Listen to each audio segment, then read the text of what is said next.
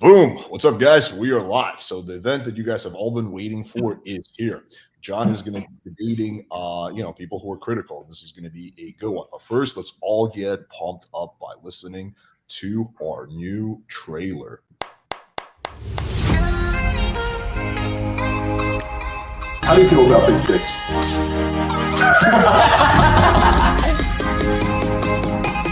We got Sarah J on the casting couch. Yes. She's never done this before. You are allowed to have sex with other girls, but she's not. Fuck that shit. What are some of the biggest mistakes you personally experienced? Shoulder fuckers. All right, so let me. That's a dope trailer. I know. Thanks for that little clip of me and Liz. Yeah. All right, so let me start off by laying out some ground rules because this is going to be quite different than pretty much every stream I've ever done. So we're going to be actually enforcing some rules. So there's going to be, let me point this out. So for anyone who's coming on to debate John, there's two rules that they have to adhere to. Number one is there's no trolling and no interrupting, right? So for example, and this goes both ways. So John's not allowed to interrupt either. And then also the second rule is there's no rudeness or disrespect. So for example, if you want to challenge a claim about John, then that's totally fine. But you can't be like, yo, dude, I think you're a fag, blah, blah, blah, blah, blah. Like that's clearly out of line.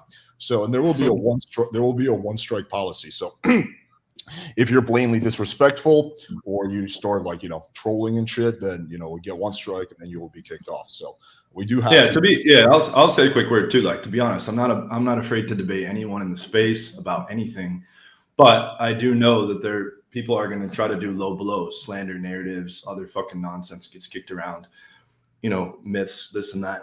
And I'm not going to fucking sit there and be subjected to that. So I just wanted it very clear to Alex that I want this fucking kept in check so that it's a fair debate.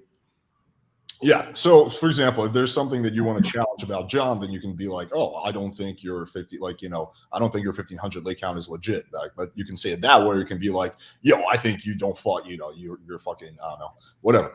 So anyway, you guys get it every way they want as long as it doesn't turn into fucking making shit up. So. Okay. So the second rule is we're going to have for the chat. So we're also going to be moderating the chat now. So in the chat, you can speak your mind. You can say whatever you want, but there's no spamming. So just keep it to like a reasonable amount of, comments and personal insults. So just don't make it personal. Just keep it respectful. Those are the two rules. Now, let me point out my role in this whole thing. So this is going to be one of those live streams where I'm actually going to be fairly quiet. I'm going to be just the moderator. I'm not going to actually get in on the debate. The only times I will comment is if there's something that I know to be factually true that I can back up. So for example, if someone says, "Oh, John has never fucked a stripper," well, I was there one time when he picked up a stripper, so I can vouch for that. But aside from that, I brought her back to your house on the first time we ever met. Right. So aside from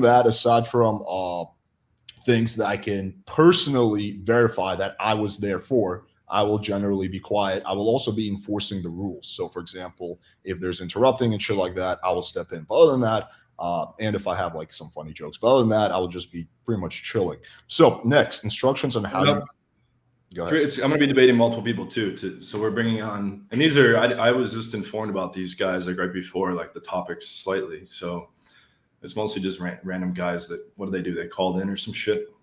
Yeah, so that kind of brings me to my next point. So in terms of how you can join, how you can join this whole thing. So we have a we have a cell phone number in the description. So in order to join, you have to text that number, then you have to agree to the rules, and then we send you the link. So if you want to do that, like if you're watching this and you're like, "Oh shit, I want to get in on this," then just text that number. We're going to have someone. Just don't show your fucking dick again or somebody else's, please.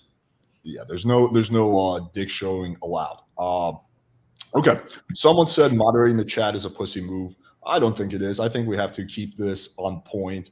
Again, like you can say whatever you want. It's not like we're saying you can't like speak your mind. All we're saying, literally the only rules is no spamming because that detracts the quality of the chat, of the conversation, and no like massive personal attacks. That's it. Like everything else you can speak for. Everything else is free game. Okay. Let's get going. So let's bring on our first person. His name is Anonymous. So we're going to bring him on right now. What's his name? Anonymous. Oh, great. What's up, dude? Hey, There's no rule they don't have to show their face. No, because a lot of people don't want to show their face. If we did it that way, then there would be like no one who would actually show up. Can you hear me fine? Yeah. All right, thanks for having me on. Yeah. Thanks for coming on. Okay, so to start off, John, why do you in every interaction you say you're a DJ? Can you just give us a brief description of that? You talk a little louder. Every what? Why do you say you're a DJ in interactions? Mystery. Okay, so I start off as a mystery student, mystery method. Okay, in his book, he says there's a notion called cementing your identity. He says you can import a bunch of social proof, high value, and other things based on the girl's mental model of a certain thing. In the example in his book, he says something like a guy saying, "Hi, I'm Joe. I'm an accountant," which is value neutral or even value negative, potentially, given the mental model. That's like a boring job potentially. Versus, "Hi, I'm Bender. I'm in a rock band." Now, I think "I'm Bender. I'm in a rock band" sounds cheesy, but since I did DJ before I got into pickup, and I played all over clubs in Philly, I played a 5,000 person event in an indoor sports arena. That is the actual biggest thing that I did. But to me, that accomplishes a lot of shit up front because they're going to think he knows a lot of women. He has an adventurous life. His life's probably more fun than mine. Socially proof. This guy's probably trustworthy.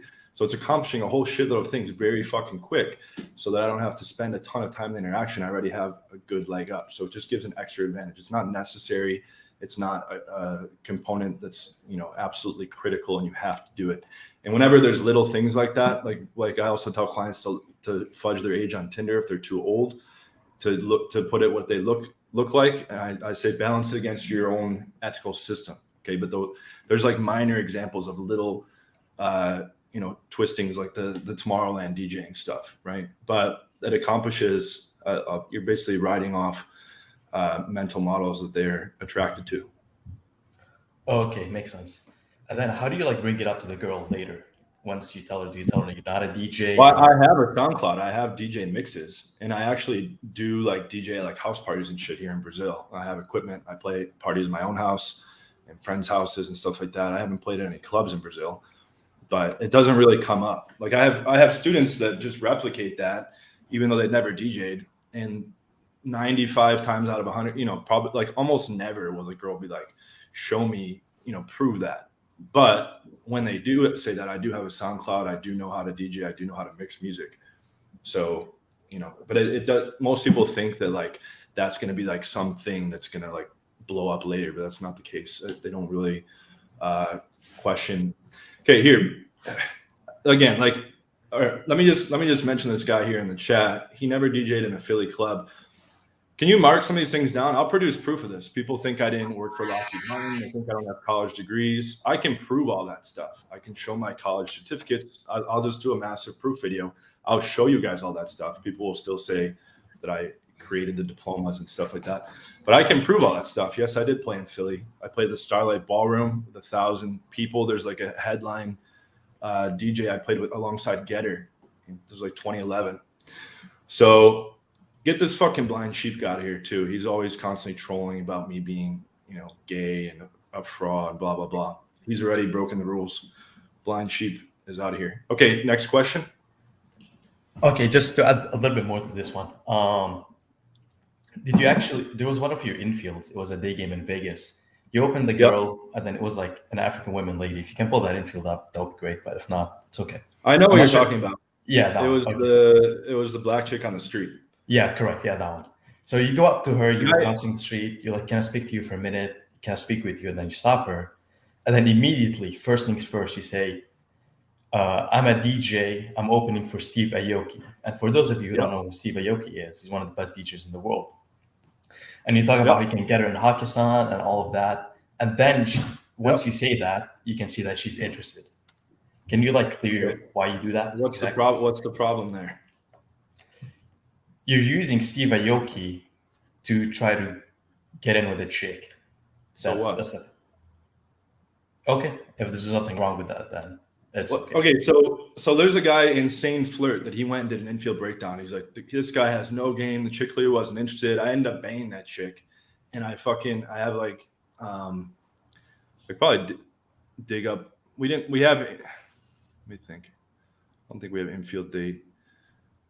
that chick basically that chick basically came to meet us at Hoxon, and I was making out with her Hoxon and pulled her from Hoxon. But like, Insane Flirt was like, this guy has no game because of whatever stupid reasons. And I emailed him and I was like, I have shitloads of infield pulls on camera, and he's like, show me some. And I sent him them, and he's like, wow, this is really good game. I really respect this. And he took the video down, and I can show those emails as well. I'm not saying you don't have game. I'm just saying in that specific example, you seemed like you were using Steve Aoki to just like immediately get on with the girl. You didn't speak with her. That's not like it's not like a core component of the game strategy. It's just in Vegas when like the girl had just arrived in the town. She didn't know where she was going that night. That was just leveraging a known figure to get her to come to Hakkasan. Okay, thanks for clearing it up. I have one more thing. Can I go for it, Alex? Yeah, go for it. Okay, so you talk about Coach Kyle. I don't watch Coach Kyle, for those of you that are asking. But you say that because he's 120 late count, therefore his game blows. But you never actually... There's a lot of other reasons. But you never actually went into those reasons and critiqued his infield like I did. Alex does. Well, I didn't critique his infield. I can do that. Can you make some? Can someone make some notes here? Can you make some notes? Yeah, that would be great. I can do an infield breakdown of Coach Kyle. I did in a video with Coach Kyle. I showed that he paid RSD Madison last year in 2021 $15,000 for a boot camp. Okay, Coach Kyle is supposed to be a coach, and Madison sucks anyways. But he's basically like a no-name. But he paid $15,000 to Coach Kyle, and he also paid Max Tornov, who's running a full-blown scam called Freedom Business Mentoring that he stole from these German guys called the Ballig brothers. And he's got fucking, stuff incorporated and accounts offshore and all this stuff. The Ballig brothers came under criminal charges in Germany. Okay, Max ripped their entire model. It's a full-blown scam. And I showed how Max is hiring girls in Kiev under the pretense that he will get them out of, this was before the war situation, but he was hiring them under the pretense that he would get them out of Ukraine into Austria or Germany and have a better life. And then everyone thought that he was getting these girls through social circle and cold approach, but they were paid. And I did an interview on my channel where there was a guy that was close friends with a girl that had friends living in Max's or going to Max's hangouts and stuff like that. And they were all paid. So if Coach Kyle is getting coached by just a scam business coach to make more money and a game coach when he's supposed to be a coach.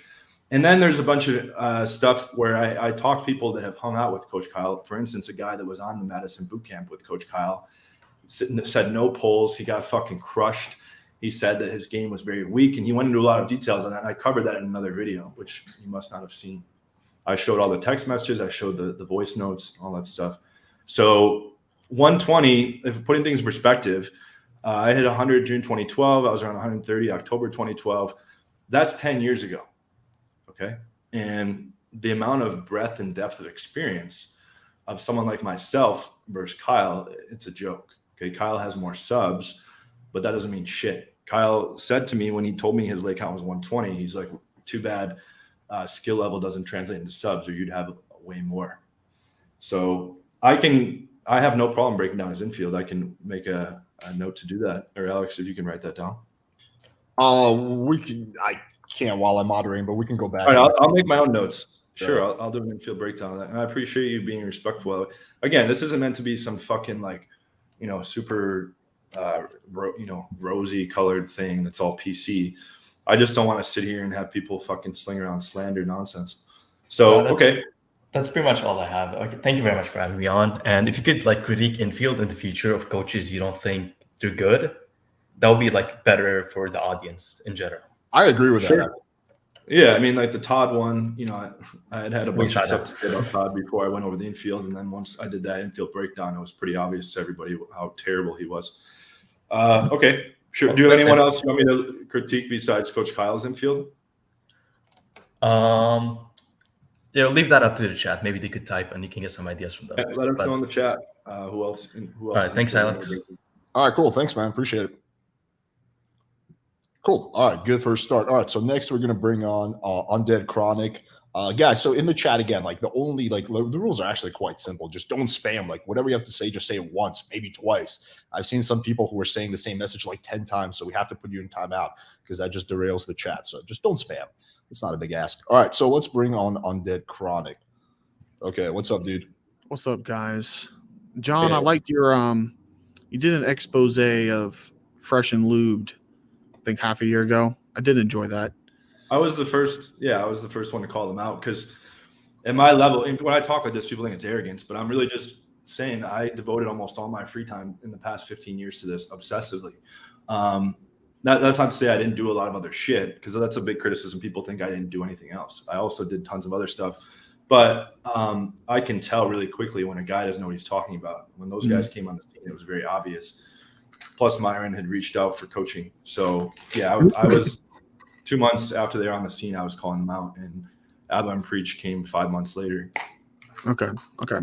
Well, I have a list of topics or disagreements I have, and they're quite different. I'm not gonna come in here and get into the weeds of the coaching in the game, because to be quite frank, I think you guys, and I say you guys, pickup artists are really just exploiting young vulnerable men, right? Okay. But let's get. I want to get about the doxing. Do you want to talk about that first? Why do you think that? Well, how much do you charge for your courses? For the most expensive one, we don't really talk about that publicly because we don't want to scare guys off. But it's not cheap. Okay, well, just like a couple thousand. Like, what's the hourly rate? Would you say a couple $100, $1,000? For one-on-one coaching right now, I charge $1,000 an hour. Yeah. Okay, so just off of that, your services are twice as valuable as a thoracic surgeon.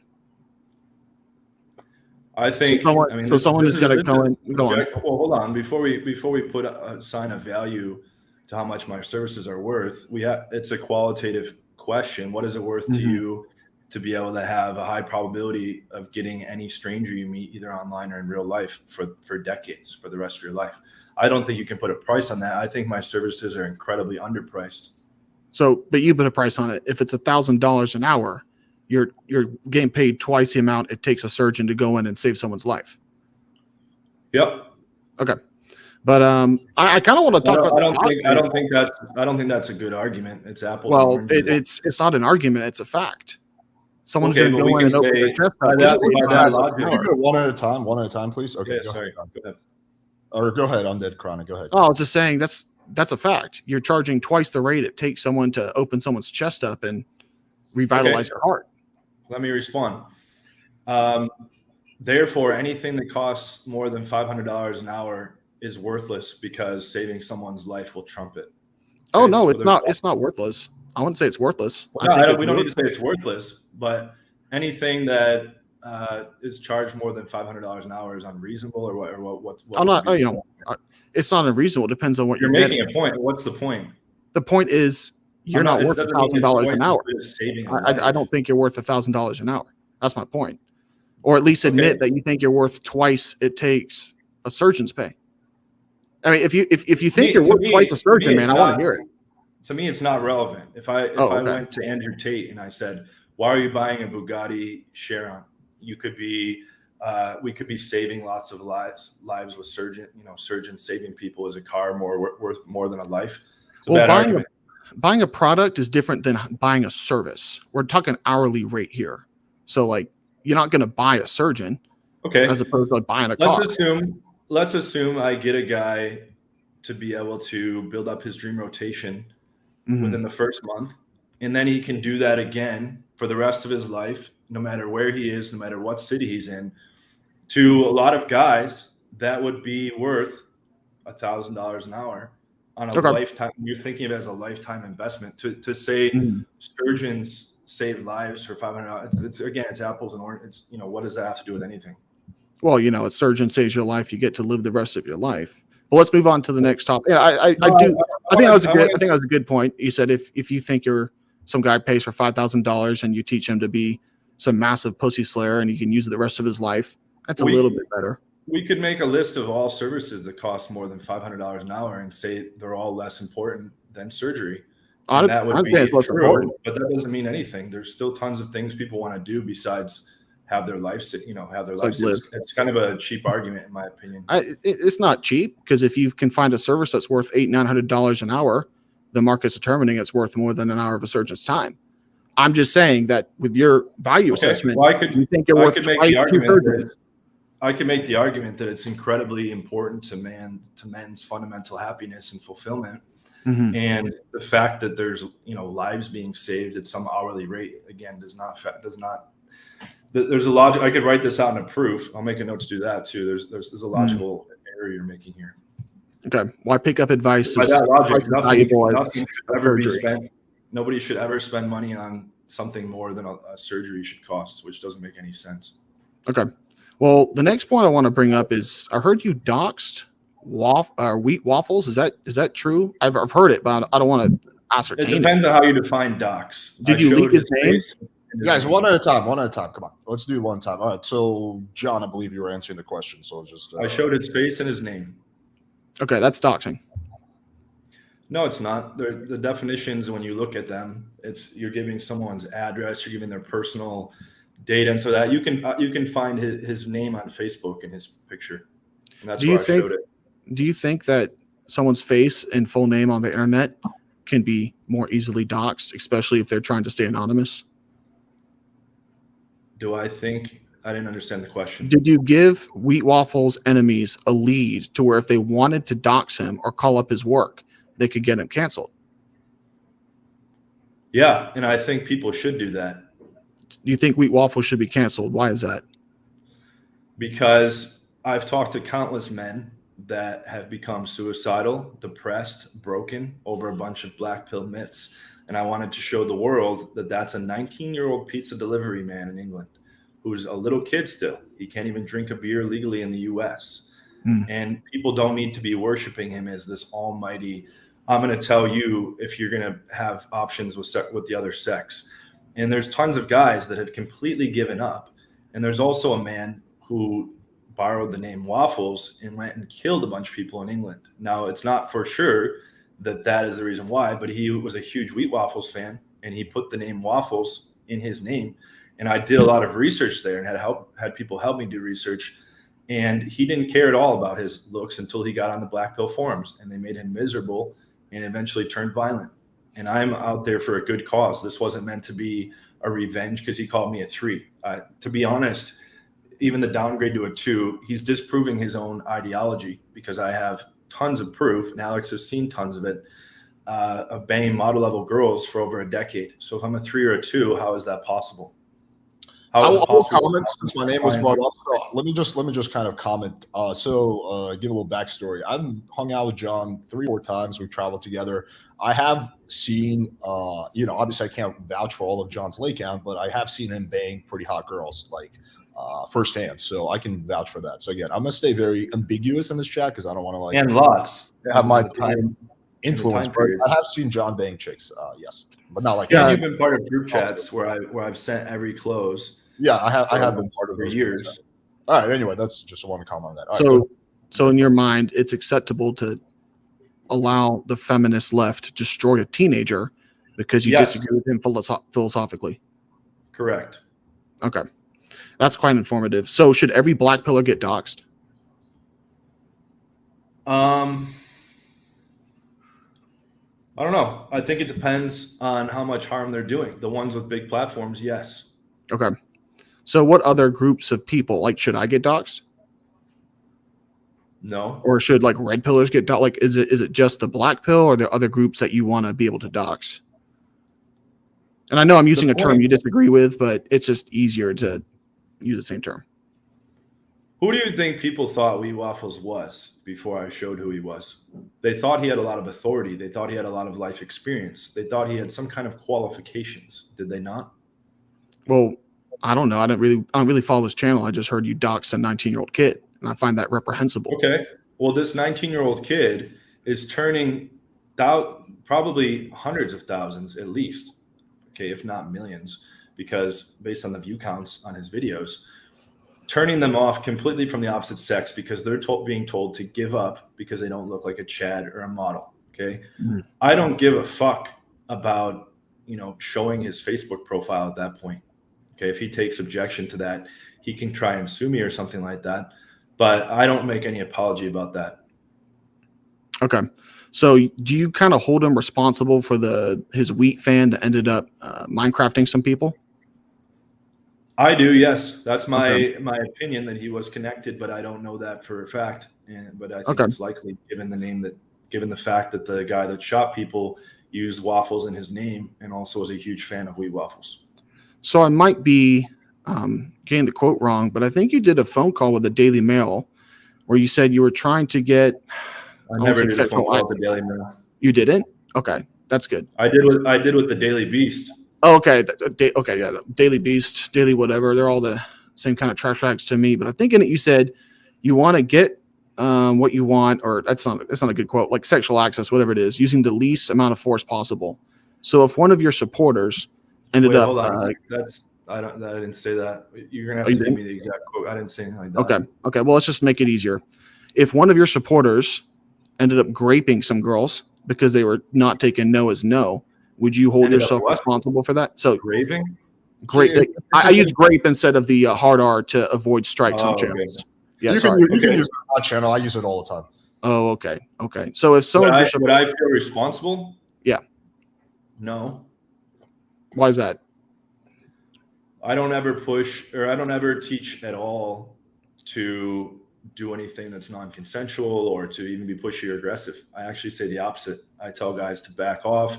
It does. A lot of guys think they need to do or die close every date, and I tell them, if the girl isn't down, just back off and just chill. And that, because it's basically a loser's proposition. Either they're going to be very pushy and aggressive, and the girl's going to be very comfortable and leave, or she's going to hook up and do something she didn't want to do, and she's going to feel like shit about it and not see them again anyways, or it could lead to other problems.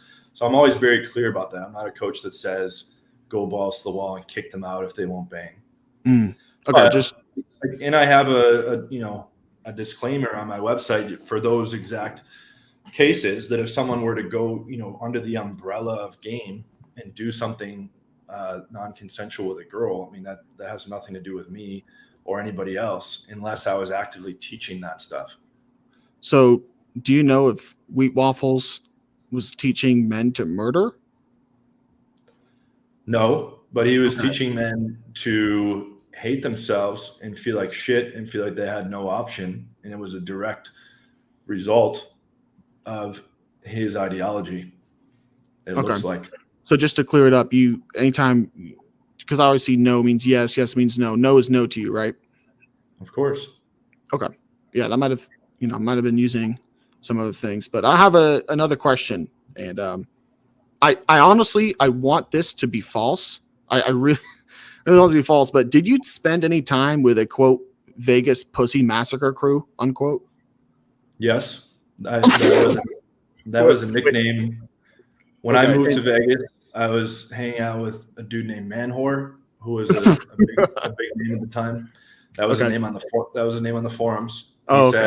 He messaged me when I was living in Philadelphia, and it was around the time I got fired from IBM and for basically coming in late all the time. And he said, I think you're the best guy I've seen of this stuff. I want you to come live with me in Vegas. So I moved to Vegas, and him and I were roommates. And he was working for RSD, like behind the scenes as a coach. And we had a couple other advanced guys that we all hung out with. And actually, I coined that term. So wait, you named the crew, the Vegas Pussy Massacre crew? It was just like a funny thing on the forums. Yeah. Oh, okay. So you guys didn't have shirts or anything?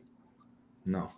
I mean, kind of like do you feel like that's a kind of cringy name today? Like, would you wear a shirt with that on it? No, again, this wasn't a formal title of any group. It was just us repping our skills on the forum and putting I'm just talking about like the name in general. Like, do you feel like that's kind of a hilarious kind of cringe-filled name or no? I don't think it's cringe. No, it is hilarious. Okay, then I would definitely say I would definitely say own it and sell shirts because I find that shit hilarious, even from both sides. Supported. I made late count shirts from number 150 up to 500 until it ran out of room. I put every 50. I made a new shirt that had JMULV on the back with the stick figure amount of closes. So continuing on your Vegas days, are you still banned from the Vegas Strip? No, and Oh, you're not. no, there was a lot of misreporting in those articles. Okay. So do you want to explain the situation then? Because I saw some I saw some court documents saying that you pled down from a kidnapping charge. Yep, there was. So that was in the end of May of 2013, and the abbreviated, summarized version is: I met a girl in Caesar's Palace. Mhm. We went away from her friends to my car. She walked on casino camera footage, holding my hand, smiling and laughing, also passing a security desk of 4 officers within arm's reach. Mhm. At no point did she try to leave, and that's backed up on camera. At no point did she say she wanted to leave, and there's no signs whatsoever that she wanted to go. Okay. Now, we were in my car maybe 5-10 minutes. She didn't try to leave. She didn't ask to leave, but she did tell me that she had a boyfriend, and like after we started doing some stuff, she was like, I have a boyfriend. My dad will never forgive me. She was super religious. And my dad will forgive me. My friends will never forgive me. And her friends came to the car, okay, led by Derek Moneyberg. Okay, that's what he goes by now. At that time, he was RST Derek. It was just me and him out that night. Okay, I'm not going to make any claims about him in that situation, but he had basically called me and said, I'm coming to Vegas. Don't let anyone know that I'm in town. I'll explain later, which he never did. He approached that set. I pulled the girl to my car. She was, she left the car within 5 to 10 minutes later. We never had sex, so there was no rape charge, as people, the feminists tried to turn it into a convicted rape situation. Yeah, I didn't see that. Yeah, they put a kidnapping charge because the girl claimed she couldn't get out of the car. She claimed she was child locked in the car. And after I got out of the holding area, I went to my owner's manual in my car and looked up, do I even have child locks? Because I didn't set any child locks. And it turned out there's a manual mechanism that needs to be set with a key or a pen in the back seat, which means it would have had to have been premeditated, which is a bit crazy. He might have never been accused with all these women. No one's ever accused me of anything besides this incident.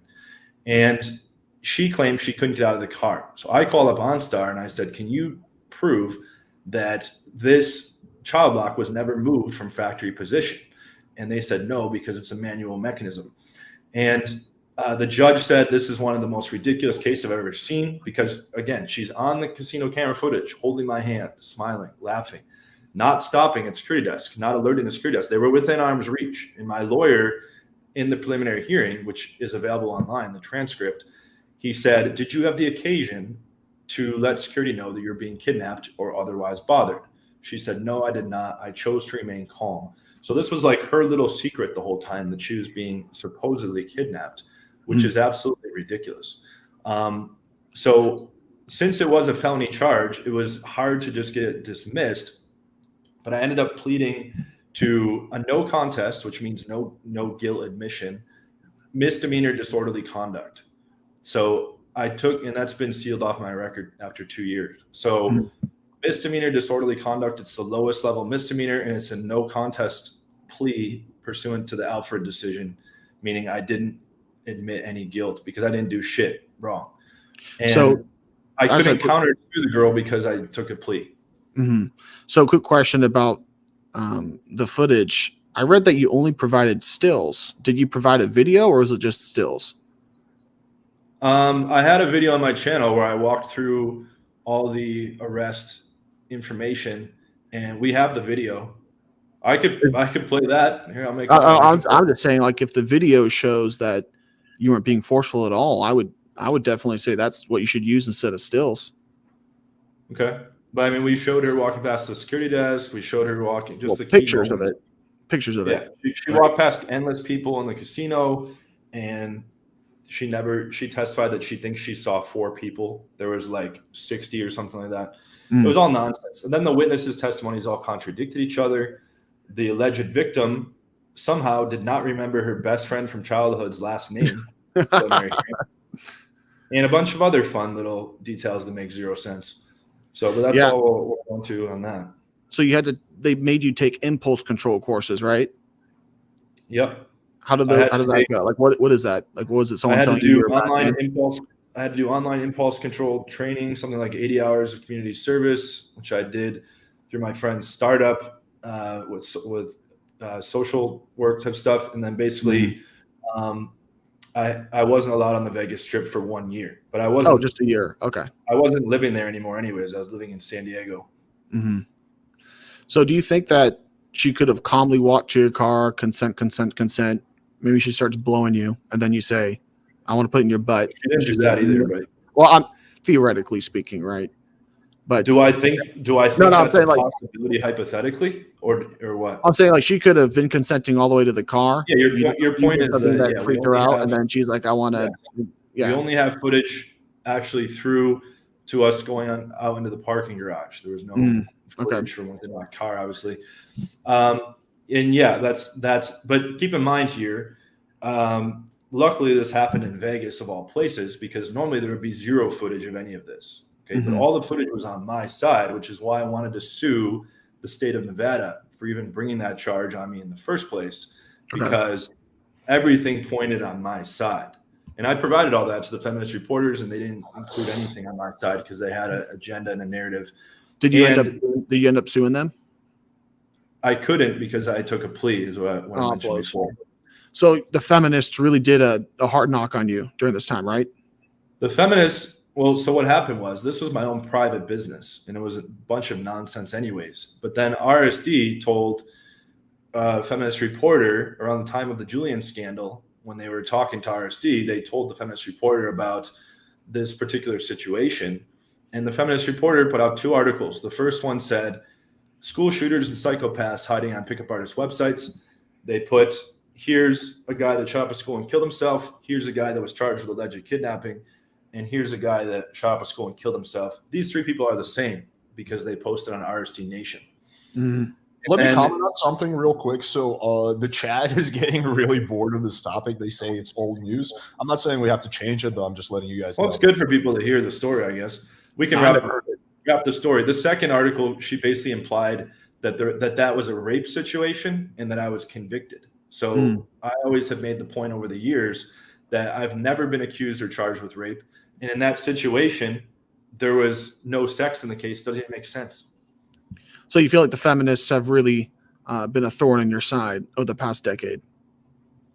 I feel that they defamed me because they made people walk away from those articles thinking I was on the level of a school shooter and that I was a convicted rapist. And I spoke to defamation attorneys to sue the Daily Beast.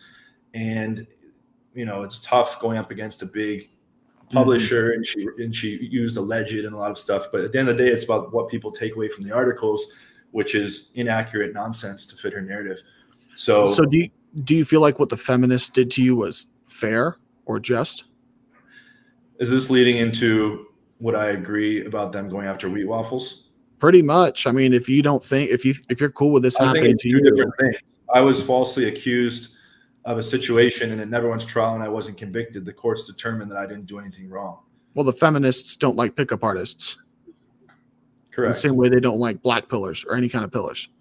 So what they'll do against you, they'll do against him. But you're okay because but he's inflicting. Look at. Okay, I'm not like a huge ethics guy. I'll make that clear. But there's like Immanuel Kant said that. Was it Kant? Who the fuck? One of the ethicists said that. John Stuart Mill, maybe. Somebody said that in actions, ethics is based on how much sum total, either pleasure or pain it causes. Okay. And I think someone like wheat waffles is causing massive amounts of pain on a level that no one can even calculate how bad it is. Okay, so I guess it just means you don't care the methods, you just care about the outcome. Not in all cases. It's situation dependent. Well, with wheat waffles, like you don't like the feminists, you don't like the slander, but the outcome is wheat waffles, in your opinion, not corrupting young men is a good thing. So it's okay. Yes. Okay. No, that's an age-old philosophical question. So if someone nobody stands up to a lot of these guys. I'm the only fucking guy standing up to pretty much everyone. And I lose hundreds of thousands of dollars in my business. Like my lawsuit with Modern Life Dating, he literally caused hundreds of thousands of dollars of damage. is this wheat waffles you're talking about? No, this was a guy Modern Life Dating last year that I have an active lawsuit against. So how did he cost you all this money? Is he another? Would you consider you guys are pickup artists, right? Or pickup coaches? Is that you classify yourselves as that? I call myself. Yes.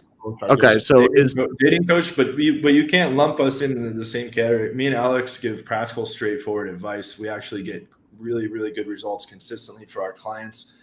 And we show tons of proof. Then there's a lot of the rest of the industry that shows no proof and doesn't get guys results and doesn't know what they're talking about. But still, it's just like so. MLD is also like a pickup artist, dating coach kind of guy, right? Yeah, he's like in the umbrella of the red pill space. Okay, so how did he cost you all this money? I had a product called Corona Pickup. He bought that with his own email address, modernlifedating@gmail.com. And then he refunded it about a week later. And then he came out with a product called Pandemic Pickup. And I had someone look through it, and he copied a lot of innovations that I came up with personally that had never been spoken about online. Okay. I made a video calling him out for stealing my product. And I also did research into his other products, and he had copied his whole body language mastery product off of this guy, Player Supreme. He had taken stuff from Alex's product, and he did this in a whole bunch of places. And I called all that out. He didn't like that. He tried to fight back with slander. He tried to say, I fled the U.S. because of a prostitution scandal, that all my thousands of pictures and hundreds of hours of infield are fake. They're all hookers. Again, none of this was substantiated with any evidence except for a fake screenshot that came from an ex-coach of mine who was just trying to make me look bad. And that was debunked by CoffeeZilla. It's a long story, and there's an ongoing thing about it legally. But at the end of the day, he made an incredible amount of false statements of fact, even after being sent a cease and desist and a letter of intent to sue, which is going to look very bad for the courts. And he's even continued slandering me while the lawsuit is ongoing. So it's obviously. So is the money you lost like people canceling courses? Yep. We have a whole bunch of documentation of people signing up and then going and Googling and then, we found this guy's claims and now we're not coming onto the program. But those claims were false. Yeah. So for me, if I were to channel your philosophy into, at least, the methods don't matter, it's just the means. If I could snap my fingers and have the feminist. I never said that. I mean, we can't make broad generalizations. It's pretty situation dependent. In the case of Waffles. So your value change on the situation. One at a time. Go ahead. So your philosophical values change on the situation. Yes. Okay. Go on. What are you saying? In the Waffles example, all I really did, despite all these like doxxing, I showed his Facebook profile with his picture and his name. That's the extent of it. I didn't, list any personal private stuff other than where he went to school, which is how I found him. And I think that he needs to be stopped because he's, like I said, he's causing a lot of pain and suffering in men, and including something that could have been caused by him, which was a shooting. Okay. So if I think that you're causing a lot of financial pain to men and I came up with some way to get the feminists to destroy you, would you feel like I was being unethical? If we were to remove our opinions about it and we were to look at things objectively, when you say financial pain, again, we can say the surgeon is causing financial pain. Yeah, but, he's actually causing life if he saves a person. Okay, we'll use any other example. Anything that costs money, we can say is costing financial pain. It doesn't speak to the benefit of the service. Okay, but I'm saying my opinion is, we don't have to argue the opinion, that you're causing some kind of pain to men. So let's move past that. If I use the feminists against you in a way that's very critical to the point. I need to know what pain I'm causing so that we can look at it. I think there's a whole lot of men that are thinking you got the magic sauce when they really just need to go to the gym. That's not enough. I completely disagree. I think $1,000 of the gym membership and dedication and discipline will see much more results than paying for a How to Kids class. Who's been coaching this for over 10 years? You or me? How many guys have you been exposed to that are trying to solve this? I've been exposed to tens of thousands. I've had lots of guys. That's your whole job, right? Your job is to help guys get cheap. I have a lot of data. This isn't my opinion that just going to the gym is not enough. That's facts based on endless data. Do you have like any sources that you can just off the top of your head? I get guys that are in very good shape all the time that Okay. fuck up their texting, that fucked up their cold approach, that sit for 3 hours on a date and they don't know how to sexualize or get the girl back home, that gets the girl back home and they don't know what to do there to make the hookup go down. So There's it's personal lots of interactions. strategic and tactical elements that go into this skill game that simply getting strong will not fix. I will comment on this real quick. So I've also had, just from my personal experience, multiple coaching clients of dudes who were jacked, like way more jacked than me, but they were struggling. So I've personally experienced that. Also, I will say one more thing. This is quickly in John's defense. John does advocate going to the gym, so he doesn't say like just it's not one or the other. It's not the gym doesn't matter. My 2 cents on that, but anyway, I'll shut up now. I would never say the gym doesn't matter. It's just not the be all end all. It's a sexual market value upgrade that is going to give you an advantage compared to having a weak physique. But that I look at it more as icing on the cake from all the data that I have, rather than something that's going to carry the person all on its own. So your data suffers from selection bias because dudes that go to the gym and are successful aren't going to buy your courses. The only people that come to you are dudes with problems with women. That's only people without problems. They don't come to you. So all your data is the guys who are desperate for pussy. That's who you're talking about. And no, it's not true, because I get tons of clients that are already getting girls. Most guys, go on.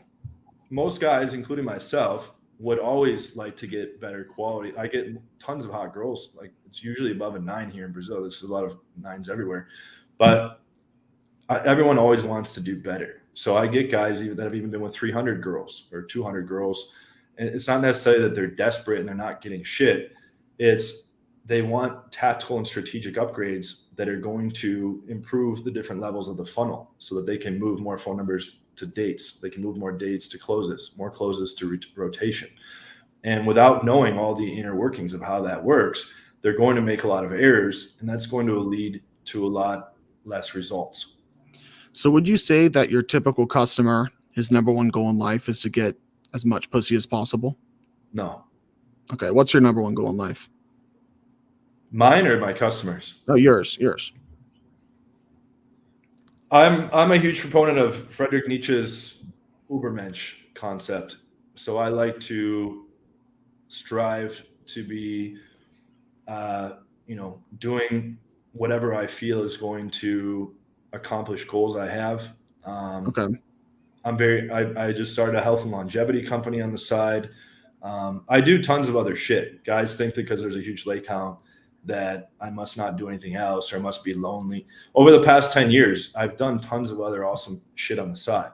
Like currently I do boxing, I do Muay Thai, I go to the gym, we go to parties, we hang out with all kinds of threesome girls. We have 3 dogs in the house. I've been with my main girlfriend for over 2 years. We love each other. We travel. We do all kinds of shit. There's tons of stuff we're doing that has nothing to do with game, and it doesn't. So what are people's misconception is that it's like the only focus. Well, on your channel, it's a business. That's the focus of the channel, right? Yep. Yeah. So what are some of your big goals? Like, what are some of the top 3 goals of your life? Because to me, and this isn't like I'm talking bad on your particular game. To me, men who spend this much time, effort, and money on getting with cheap, low quality women, it's kind of sad. It's kind of sad to me. Well, I mean, if they're gonna find some random dude and give up the pussy, they're a low quality woman. So any girl that sleeps with a guy that's not in a relationship is a low quality woman? Yeah.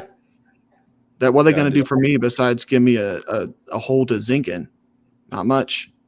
There's tons of other things that are awesome about chicks besides sex or a hole to, what did you say, zing in? Zinc in. Yeah. Well, there's a difference between there's multiple types of chicks. Sounds like you have a poor opinion of women. How many women have you been with? I have a poor opinion of women that sleep with you. All right, hang on. We have a rule: no personal attacks. So that's not a personal attack. I said if they meet random dudes and sleep with them, that's fine for to say. Yeah, okay, how many girls have you been with? Let me just quickly comment on this topic real quick. So the one thing I will say, me and my girlfriend, who is awesome, I banged her on the second night, and she has added a lot to my life. So I will, from my experience, say that I disagree with the argument that any chick who you bang outside of a relationship is low quality. My experience contradicts that. All right, anyway, go ahead. So how many girls have you been with? I'd like to know about your experience.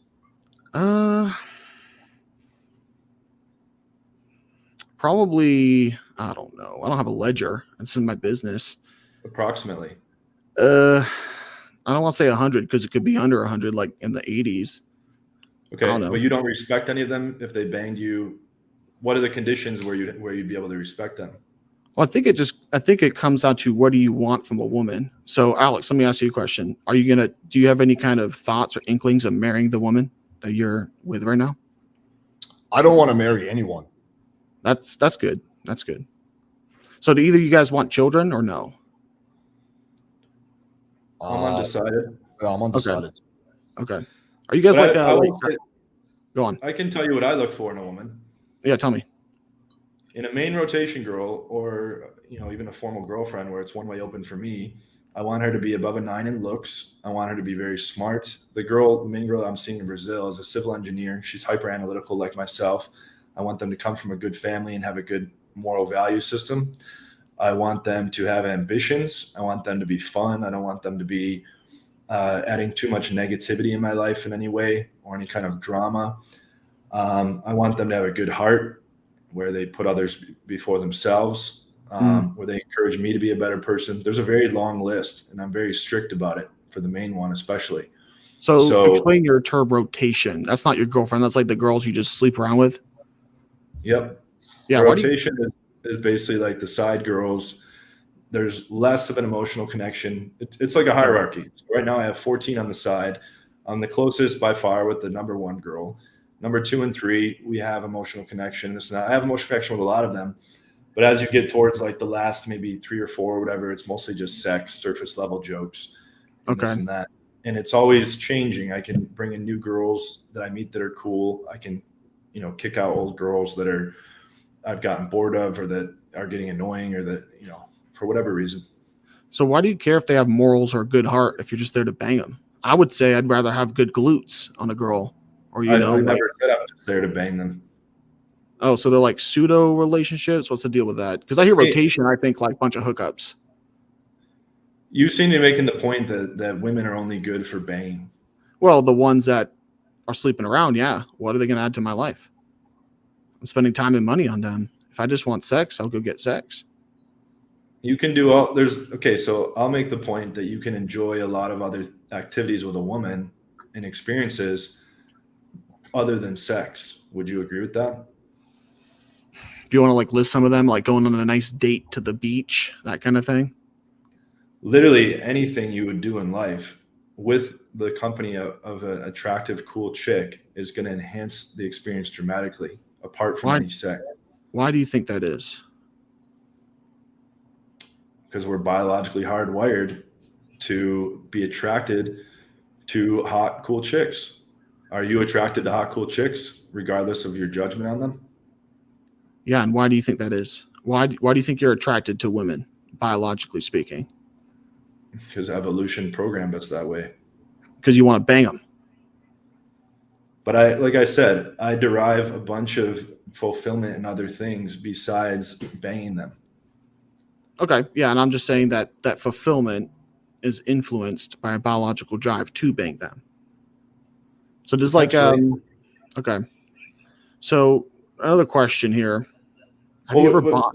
Just closing the thought. Let's make one last closing thought on that. Sure. I mean, to be honest, I feel a little bad for you if you think that women are just there for banging, and I think you should try to get to know them on a deeper level because there's all kinds of awesome shit you can experience with a woman besides banging.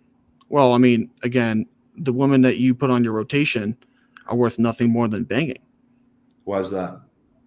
Well, because I'm interested in something very different than you guys. I'm interested in building a strong family. And the women who sleep around like that, they are irreparably broken. They can't build strong families. Okay. I mean, I have 3 dogs with my current chick here, and they act like fucking, I've never had kids, but it feels like taking care of kids. And we have like that nice bond, like family bond with the fucking dogs and each other. And we're there for each other through hard times and stuff like that. That's nothing to do with sex. Oh, dogs are great. But do you think a dog is going to fulfill you like a son? No. But again, now we're debating, the merits of having a family. I'm just talking about on principle, I guess, like a priori, women have far more worth than just a bang. yeah, if she submits as a virgin in marriage, she's worth a whole lot to me. And yeah, I Are will you say, religious? hanging out with a chick, and you're dating her, it's fun to hang out with her. But you got 15 on your rotation. I'd feel like you're spreading your time kind of thin there. I don't see them all that often. I see each one Okay. about once a week, sometimes a week and a half. And The higher ranked ones I see more often. and you're absolutely certain they're not banging anybody else. There's no way to be absolutely certain about that. There you It's go. a Yeah. epistemological question. That doesn't mean that they necessarily are. I Mhm. give them a really good experience. I give them usually the best sex I've ever had. They think I'm a lot of fun. They think I'm cool, etc. And they're usually hitting me up all the time. And I tell them I don't want them seeing other people. But do I Mhm. know for sure if all of them are not? No, unless I had like, Trackers. tracking devices. It put a bug in her pussy, like breach, containment breach. But you said you've had sex with what? Last number I heard was 1,500. Is that accurate? 1,477. So getting close. You can throw a party at 1,500. We are. So do you wear protection every time? What's the deal with that? No. Okay. How often do you get STD tests? Usually about every 3 months. I've Okay. caught chlamydia about 4 times and nothing else. And it was treated in 1 week with a pill each time. And I did a video on STD risks. And most, basically, so everything's curable except for HIV and herpes. HIV is mostly in the gay community and people sharing needles. So it's mostly spread through raw, unprotected anal sex, which I don't do. And the odds of having or getting HIV, even from someone that has it through vaginal sex, is incredibly low. I have a video where I present all these statistics. You can also take something called PrEP, which prevents HIV. Are you taking PrEP? Guys, one thing real quick. So just undead chronic. So we do got to get the next people on. So are you cool with us giving you like 10 minutes or something to make your No, point? that's fine. That's fine. Cool. Go ahead. So are you taking PrEP right now or no? No, but I'm actually looking into getting on it just to be more responsible. Even though the risks are incredibly low for a straight man, it's still, I think, a responsible move. Okay. I mean, and I got a vasectomy in 2014. I've had three accidents in 2014 with pregnancies, and all 3 were abortions. And I just didn't want to. I thought that was irresponsible, and I got a vasectomy. So if there's a chance you might want children, do you think it's irresponsible to keep on catching syphilis? Because that can make you infertile. I've never caught syphilis. Chlamydia. Chlamydia can make you infertile too. I have sperm frozen in San Diego that I could have up to like 8 kids from that I froze when I was 30 years old, currently 38. And the sperm is more vital when you're younger. So if I ever want kids, I'll do it. It's called the turkey baster method. It's also reversible, the vasectomy. Most people don't know that. So have you ever bought an escort? Yes, in Amsterdam. In Amsterdam, how was that experience? I got scammed. Basically, I went there with my best friend in 2006, and I was like, fuck it, let's try this. Before I got into formal game, and I figured, I'm in the fucking red light district. Went in Rome, and I lost him too. He was all into weed and shit, and he fucking wandered off. And so I went to the red light district, and chicks were trying to like fucking grab my wallet from me and shit. And so it was a bad experience. Yeah, that's bad. That's bad. So what degree did you have to go to IBM? I have a double bachelor's in computer science and philosophy with a minor in cognitive science. And I can show, I made a note already. I'm going to show all these degrees and my work qualifications from the past. And then I did a master's in human computer interaction, basically user experience design, and a master's in philosophy of cognitive science. And then I took the LSAT and got into a law program, and I was going to go to law school, but then I got offered a job at Lockheed Martin. And I started there in February 2007 at 64 grand. And then they gave me the max raises up until 4.5 years later when I left, and I was up to 86K. And then IBM offered me 125 to work from home. So I left as a contractor. I was a full-time employee for Lockheed, and my parents were very against that because Lockheed was more stable, and the IBM was just like a 9-month contract with the potential to renew. But I liked the big pay jump with being able to work from home. Okay. And then you said you got fired for showing up late. Were you partying all night or discoing or DJing? We had these meetings on Friday morning, and I was going to this one event on Thursday night where I'd usually pull and bang, and I would just miss the meetings a lot. And eventually they let me go over that. And once that happened, I moved to Vegas, and then I worked in the tech sector a few more times. I worked for a company called DD Technologies in Vegas, Indian company based out of Bangalore, on like spa system interfaces. And then I worked for, that was only for a few months. They fired me because I was in Vegas going out every night. I was getting like 1 to 2 hours of sleep, and I was falling asleep in meetings while people were speaking to me involuntarily.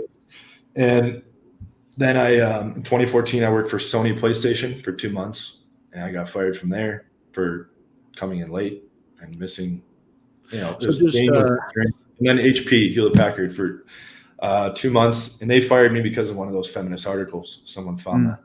So just 2 more questions, and then I'll bounce myself out of here. Would you consider yourself a sex addict? Potentially. Have you ever kind of looked into that, or you just don't care enough about it? I haven't sought any kind of formal help. I have an addictive personality in general. So luckily I never got into any That's hard good to drugs. know. Why is that? Oh, it's good to know for yourself. Oh, right? Yeah. You won't end up getting addicted to huffing glue or some shit. Yeah, I mean, with alcohol, I started going pretty hard at it right when I started drinking my 3rd year of college. I was raised in a very conservative household. My parents are super Catholic. They both waited till marriage to have sex.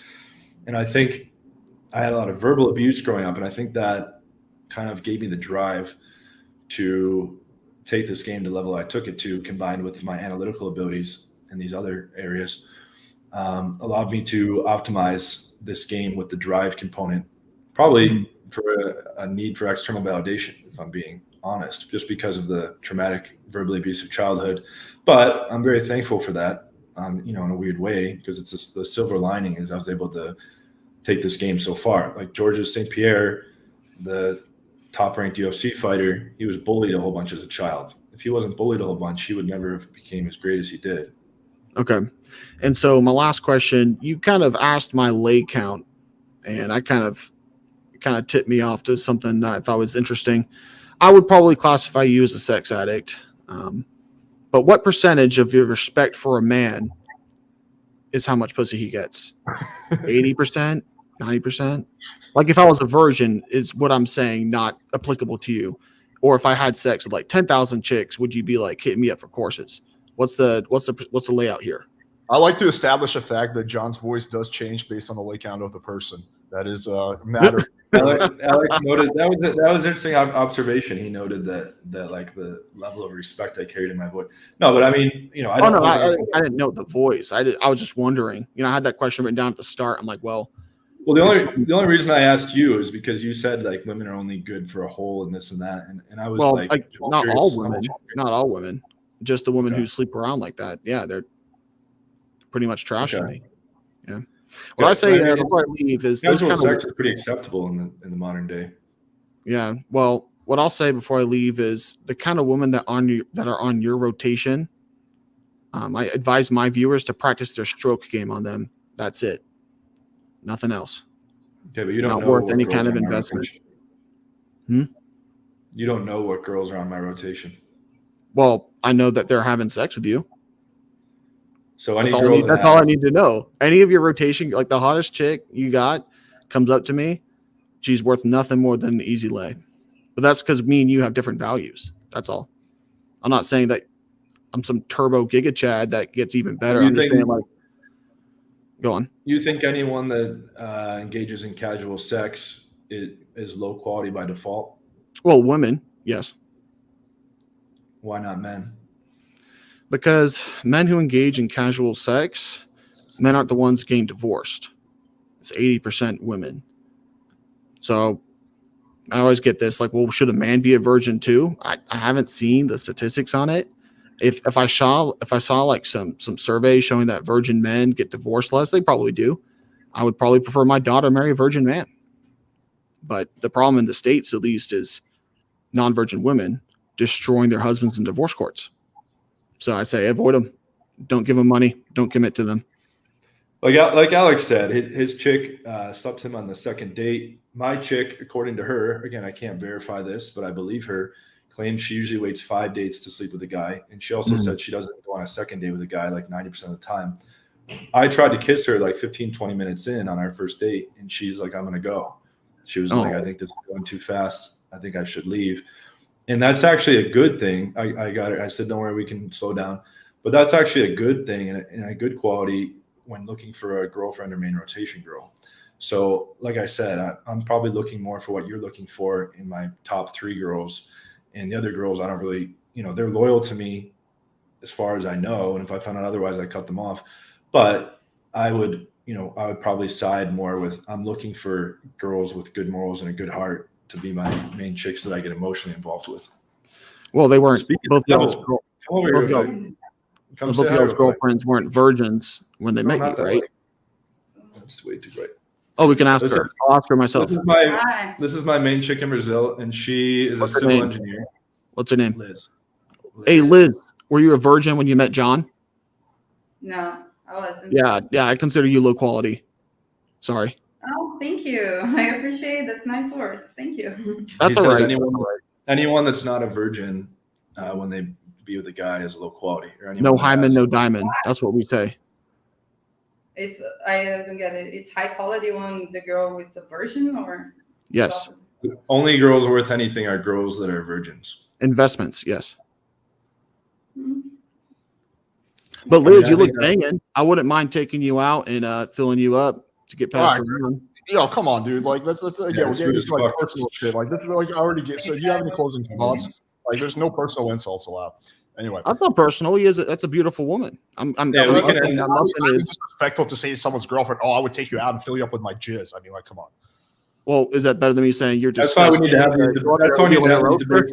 That's how we need to have these debates live so we can see a fucking beatdown on stream. Kick him out of here. Thanks, man.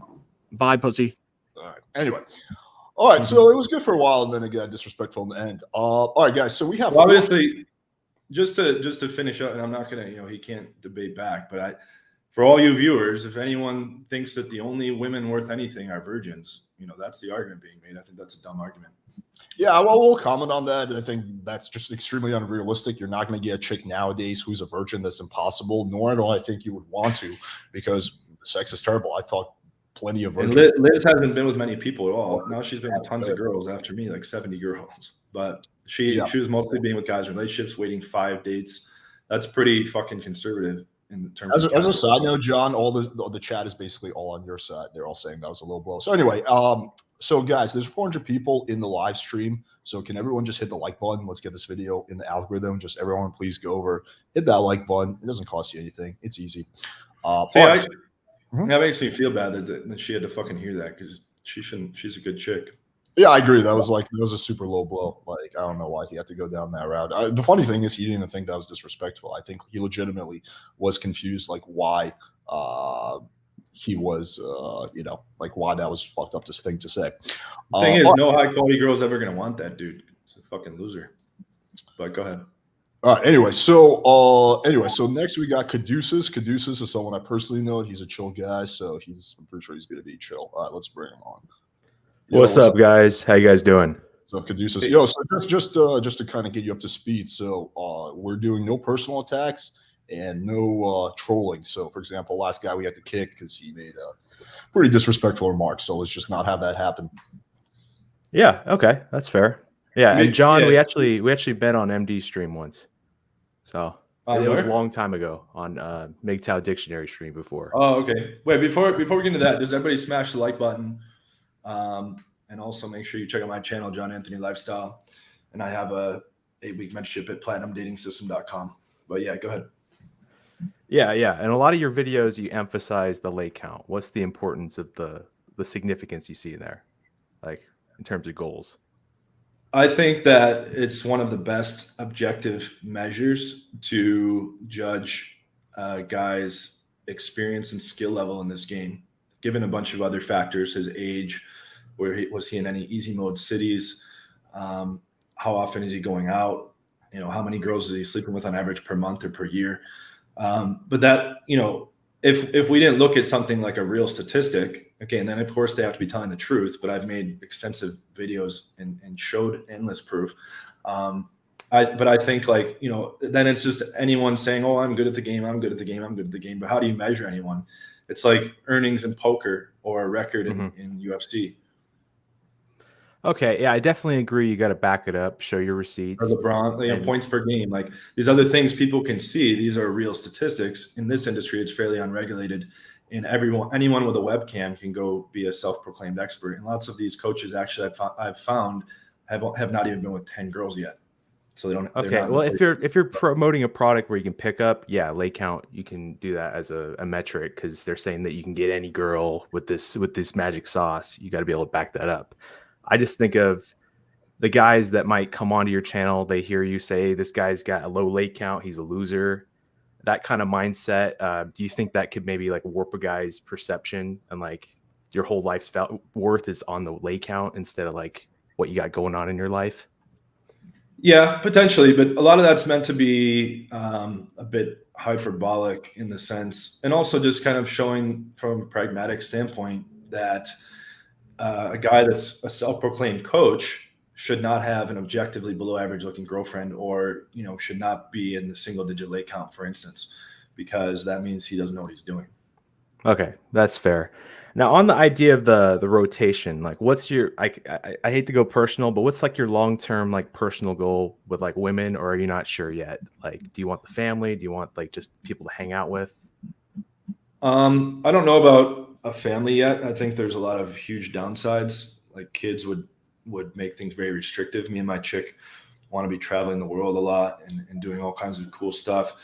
And kids would really put a damper on that. But I'm not ruling it out completely.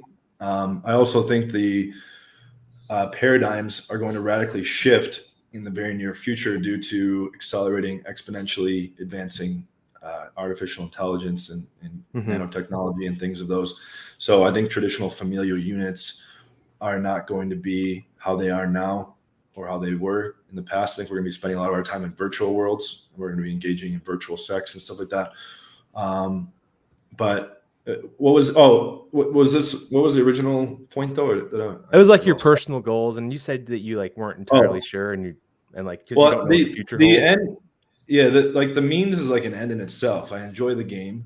I enjoy meeting new hot chicks and banging them. I enjoy seeing girls that I'm already seeing on rotation. Yeah, and the purpose of a rotation is basically like it becomes like a conglomerate super girlfriend where any one particular body type or personality type can become predictable and potentially boring.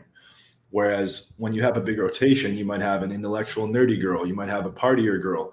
You might have a girl that likes to, smoke hookah and she's like a little out there or whatever. And any of those girls on their own would be too, you'd get bored of it quick.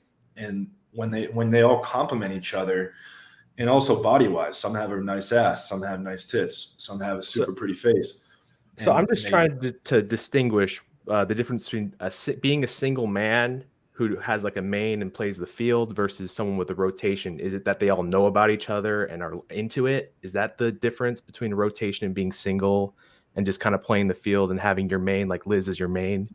So like, I don't get the need for formality here. Well, it's just a label to call girls that you're regularly banging that are not your girlfriend.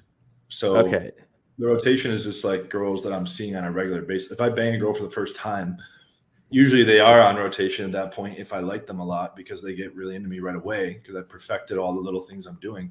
But it's not until I've already been seeing her on a regular basis that I would refer to her as being on my rotation. But it's basically just girls you're banging on some kind of regular basis. Okay, so if you're banging all these girls in the basis and you don't really see like a long-term prospects of a family, why give Liz the label of a girlfriend? Just because she's the main one. We live together. Okay. So it's just a label. So you're effectively a single guy. Yeah, I mean, the way we have it structured is it's one way open. So I still go hang out with new chicks. We hang out with a lot of chicks together too, but she's not open to go see any guys. Okay. But you said that you can't really like enforce that, right? But you just lose the label. Yeah, no one can ever enforce that, not even in a marriage. Yeah, and that's like a common issue I see like in the West, which is why marriage, we probably agree, is a bad choice in there. And Yeah, let's go back to your idea about like Valtrex and PrEP and your STD take. What would you do if you caught an antibiotic resistant strain of one of those STDs? How often is that happening? I mean, there's their own strains. If you go to a place like Santa Barbara, sometimes people are getting gonorrhea, an antibiotic resistant strain, and the more times what's people, the likelihood under like it's very low fraction likelihood, but like fraction of a percent? it's a very low likelihood, but like again, it's a very low likelihood you'll get it in the first place. And I Why just do think you? better prophylaxis probably would be maybe like a little bit more self-control, and using condoms is another way. Okay. Why do you cross the street when there's cars coming by? Well, I mean, I look both ways to make sure, like, I put protection. I make sure I'm vigilant. I'm doing everything I can.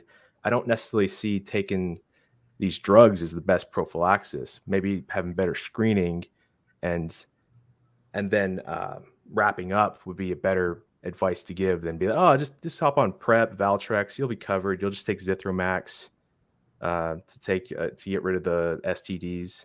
I just think that's I'm What's kind of wrong with against that? that advice.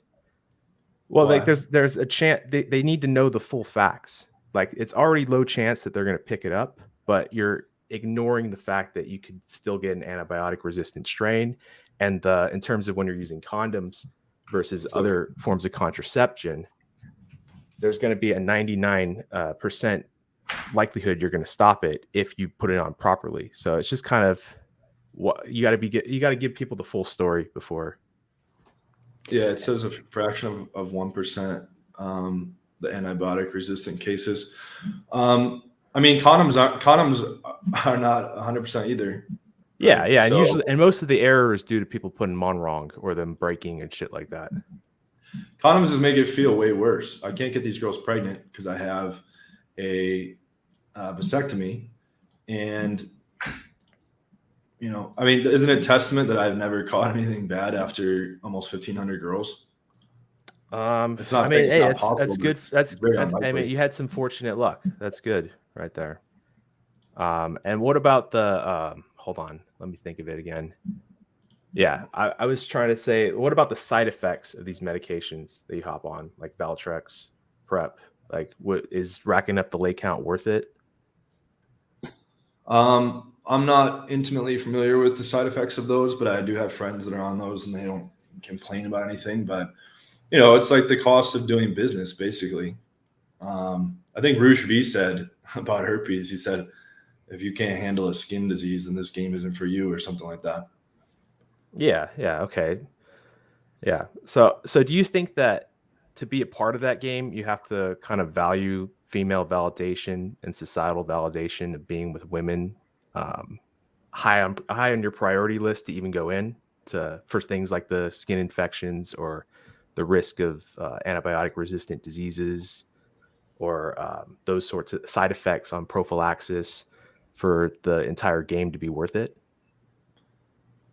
So your question is, since there's this incredibly tiny likelihood of getting an antibiotic resistant strain of an STD, that you shouldn't try to date or have sex? Well, you just said that, hey, it's a risk that not everyone's willing to take, and they shouldn't be a part of the game trying to rack up the lay count. Well, the reason why I said crossing the street is because we do things all the time that have a chance of something going bad. I've read a lot of science books, and a rock statue, Richard Dawkins makes this point. He says a rock statue can actually move. It has the chances to do that. They're just very unlikely. So, he uses the example of crossing a street, and people do things like that where it could potentially, fly in a plane, it can crash. Okay, I think we can move on to the next one, but yeah, I think the kind of idea that I'm going to is I could see how that could be seen like kind of redirecting a lot of your course just to increase your lay count And with you calling guys losers, I think that indirectly sets the message that if your lay count is under a certain number, you're kind of a loser. And if I find that toxic, would that give someone a valid reason to cancel you? Because I think that's toxic for guys to think that. And you said that Wheat Waffles had a toxic ideology, which I agree, but I don't think he directly made that guy shoot those people. So like, why are you immune from the doxing critique, but no one else is? I would I'd probably the same answer I gave to the other guy. If we're looking at the overall pleasure versus pain that's being brought into this, men getting better with dating, there's not really many downsides except, more of their time or potentially like putting their heart out there. But, I've had 10 years worth of clients, and it improves their lives tremendously across the board in almost all cases. Would you agree, Alex? Sorry, what was the question? I was looking at the chat. Over your experience of coaching, has improving their dating skills almost universally improved their happiness and life? I would say largely yes. Vast majority of time, it does improve their life and they are happier. Yeah. What would you say their goals? What would you say their goals are with women in general? I can answer, and you can give your input too, Alex, if you want. Most clients I've had want to have more options, and they want to have better chances of getting any particular girl. And what they end up doing usually is going on a bunch of dates, and then they find a girl they really connect with that they didn't have access to before because they didn't know how to go through the whole process properly. And then they end up a lot of times becoming more serious with that girl and cutting off the rotation or whatever. But they've leveled up the quality both internally and externally of the girls they're able to get, and also the quantity. But that's the path most guys take, is that they date a bunch, improve their skills, up level their quality, and then they get more serious with a girl, and then that eventually doesn't work out, and then they're back into going on a bunch of dates again. Why do you think it doesn't work out in the end? Like what's their long-term goal? Is it just to be able to get more women? Like, do they have an idea that, hey, I'm trying to build the family, or hey, I'm going to be the bachelor life? Some want to build a family. Some want, I'm giving them the skills to accomplish whatever goal it is they want. I'm not telling them what they need, what their goal needs to be. So you think you can give someone skills to set up a family? Of course, it's already happened tons of times. Okay, where I'm trying to think of in your personal experience where you've kind of how your personal experience adapts to that, because I kind of question whether you can actually. All I'm giving them is higher chances that when they talk to a stranger in public or online, that it can be turned into a hookup situation and potentially a romantic or sexual relationship. And so guys can get a girlfriend right away. They can, build a rotation right away. They can just go and sleep with a lot of girls and not make anything serious. I don't tell them what they should do. I just help them have more options, and I'm giving them the tools. So you help them with the logistics of getting them back to your place and sleeping with them, kind of thing. And as one example, that's kind of more of it. So I don't really see the claim of building that long-term relationship off of that. Well, I don't understand. Okay, so maybe you're confused. Well, basically, I just bring up the point. You're making a big claim. You can help guys in all these aspects of relationships when you're only one dimension of it. So, it depends on their individual goals. So let's take a guy that wants a relationship. I teach him how to generate a whole bunch of high quality options so that he has a choice. Whereas before the training, maybe he had 0 options, or maybe he had a few options, but they weren't that attractive, right? Or maybe he's going to have to wait a long time until something falls in his lap or comes along, because he can't proactively generate it himself because he doesn't have the proper strategy and tactics. So I equip him with that. And then he can be, then he goes on the dates, see who he has chemistry with genuinely. And then naturally they end up usually gravitating towards the girls they click with the most. And I helped them facilitate that, at least to make it all happen in the first place. And then they're just enjoying each other's company from there. Okay. So what kind of environments are you increasing their odds for this type of woman? What do you mean? What kind of settings are you telling guys to move to, from just to get outside and meet these women? I'm just trying to think of like whether you actually. The three main sources are online, Tinder, Bumble, Hinge, night game, bars and clubs, and daytime game, which would just be streets, malls, wherever you happen to see women in public. That's not a bar or club. Okay, so at those three sources, like I call at least 2 of 3 of those I would call meat markets. Like people are trying to hook up on Tinder and Bumble. People are looking to get picked up at bars and clubs, like often. What makes you what long-term prospects do you see out of girls in those scenarios if they're out advertising? I think that's a gross overgeneralization and an incorrect stereotype. Like Hamza makes the same point. Hamza says that all casual sex is bad, as one of the last guys was saying as well. Only virgins have any worth. I think that's silly to say that. And also, you can't, like, Tinder is so popular now. Most of the girls that you see in real life are also on Tinder. I made that point when I critiqued Hamza's video about Tinder being dumb. It's not that everyone's just there for a cheap hookup. Lots of people are getting into relationships with these applications as well. But how are they judging the interaction though? It's all on sexual attraction, and they're looking for that. No, I would disagree with that entirely. At first, maybe like when the guy is choosing which girl to go out with, she has to be above his physical attractiveness threshold for what's acceptable. But from there, it's all about the chemistry on the date, how the vibe was, how they enjoyed, learning about each other's lives and interacting with each other. And those are the things that guys are taking into account, which has nothing to do necessarily with game. But I'm giving them the vehicle so that they can be in those dates and that they can have these experiences. And so that when they find a girl they want to keep around, they know how to keep her around. Okay.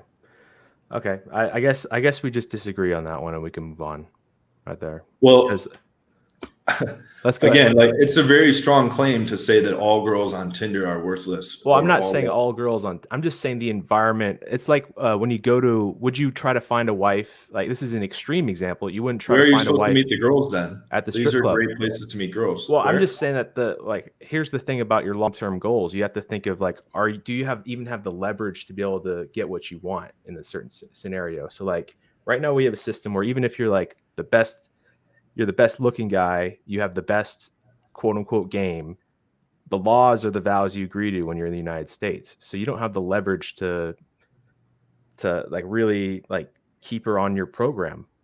Like your standards that you say, that's another thing right there. I'll let Caduceus finish, but let me just comment on one thing. So from my perspective, I met my girlfriend on Bumble. My cousin met her now husband on Tinder. My aunt met her boyfriend of many years on Tinder. So you can use dating apps to meet. I met.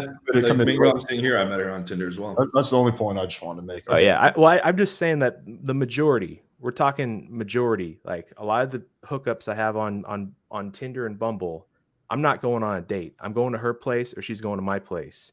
If you're on a site that's kind of the culture, why search there for long-term prospects? And if that's kind of an area you specialize, I would say that you would probably specialize more in the hookup side of it. And marketing yourself to be that long-term relationship coach is spreading yourself too thin.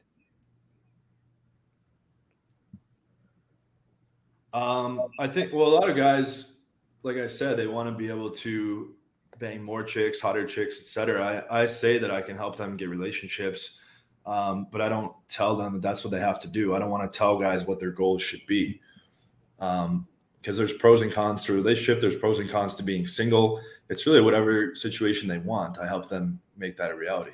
No, I'm not arguing that the guys have their own goals. I'm arguing that you only have the skills to address one goal based off of your claims. Oh, because I'm not giving like relationship coaching? Like I just don't think you're capable of it, frankly. Like, there's nothing in your experience to say that, oh, I'm good at helping guys form long-term stable family relationships, because you're kind of doing the bachelor life, which is okay. But I've had a lot of long-term relationships. I've been in love, and they all failed.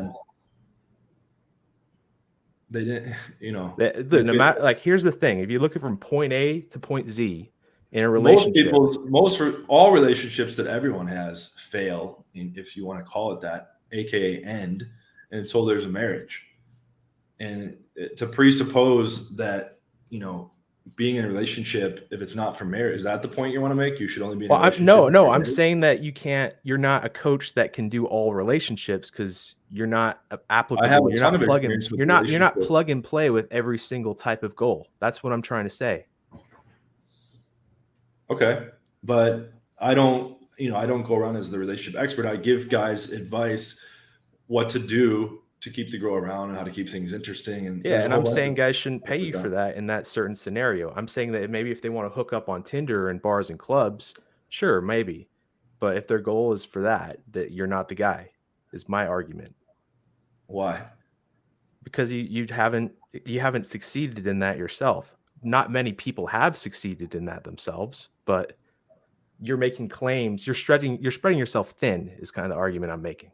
So okay, so someone you would think would be qualified was, let's say a guy is a virgin and he goes and has a relationship and then they get married. That guy is qualified to teach about relationships? Oh no, but here's the thing though. You got to look at the laws. You got to look at a guy that is emulating what you want to become. Is that guy more qualified than me to teach about relationships? The virgin that I'm not saying he's more or less qualified because I don't know if I want to emulate what he has. See that there's more details there because there's lots of people in sexless marriages. I'm not saying that marriage is the end goal. It's what you want to build as a man. But I've had lots of very fulfilling relationships over the years. Yeah. You maybe enjoyed her company, but again, like at the end of the day, like she was just another person you slept with that you maybe spent some good time with. That's not true at all. Well, you spent some time with. You don't have to get that from women. Women don't monopolize those traits that you're valuing in them. Right there. As I said, every relationship that everyone has always ends unless it is a marriage, and that can end too. So there is no permanence in to say that someone is only capable of giving advice once they've been with someone forever and never going to end it. I'm not saying that you can't, like, you don't have advice. I'm just saying that guys should be critical of who you are before investing in ponying up money for you. Okay, well, to the contrary, I can import some empirical data here. Over the past 10 years of coaching, I've gotten endless amounts of guys into super happy and fulfilling relationships, and some turned into marriages, of course, as well. And they did that with my strategy and tactics to get those girls in the first place. If you're talking about, in the end game now, going over like, let's plan a family with this girl, I don't spend a lot of time on that, no. But I'm getting them to the point where they can make stuff happen with a girl who will like them for themselves. Okay. Yeah. If that's happening, good for them. But I'm just saying, I just want guys to like look at what you promote, see if it aligns with their goals, treat the world like their lab, and then figure out what they want to do in their lives and work towards it. And yeah, I would agree with that. If your goals align with John Anthony lifestyle, go for it. If they don't, like, just be an informed consumer. I'm more about the autonomy, and that requires complete informed consent. Well, I would disagree if you're trying to make the point that unless someone wants the exact lifestyle I'm leading with rotations and banging tons of hot girls around the world, that oh, absolutely. Okay, yeah, I'm not making that point. No, because like you're your own individual person. You're like, input from you is not going to lead to input between us two is not going to lead to the exact same output because we're different. We're individuals in this world.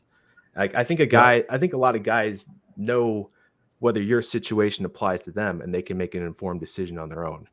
So yeah. I think we had a good chat. Nice. Do you have any other thoughts before I bounce off?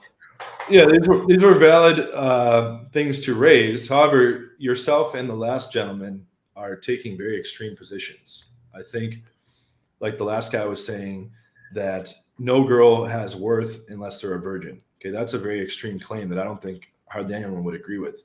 To say that Tinder is all low-quality girls is a very extreme claim, especially in most girls that you run into in real life are on Tinder. It's just a more convenient way utilizing technology to meet someone. That's one where we disagree. It's not like there's no quality girls on Tinder. It's like you're looking in the wrong place. It's like me looking for, like, let's say I'm a mechanic. But Alex and I both found very high-quality girls.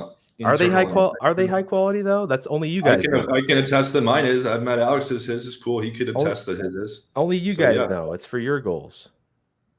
in there. I mean, I guess it's all subjective, in my opinion. You know, Yeah. this high quality. I could quickly build an argument to close out here. I could say, let's say that, you know, for some reason you had Tinder on your phone and you weren't aware, and you know, maybe your friend swiped or something like that, and you met some girl that turned out to be like your dream girl. You met her in real life. You bumped into her in the bookstore or something like that. I guess would be an acceptable means of meeting someone. And then you found out you matched her on Tinder, and then would that make you not want to be with her anymore? I mean, you assess from what you get. Really, you like. Okay, but if you were super into this behavior. girl, let's say you found out 5 years down the road that she actually was on Tinder. I didn't say that Tinder is what makes her a hoe or anything. I just said that there's more hoes on Tinders than good girls compared to ratios in other areas that you meet people. If that makes sense. Agree with that. To me, that it's kind of a strange claim though, because like I said, most girls in real life are on Tinder. It's not like it's this like special. Yeah, and most girls in like real life aren't worth spending a long-term relationship with. Okay, well, that's where we differ. I mean, if you think that most girls are trash, it doesn't matter if they're on Tinder. I don't think they're trash. I just don't think that they're worth the long-term relationship, because if you think logistically, like what a guy's trying to build, it's individual, of course, but for what I'm trying to build, it's not worth it. I'm putting in more investment for something that I don't find worth it. For better or worse, Tinder and Night Game are the two best lead sources to meet women. And then you need to go on the dates and see which ones are high quality and which aren't. And that's how you choose your girlfriends in your rotation.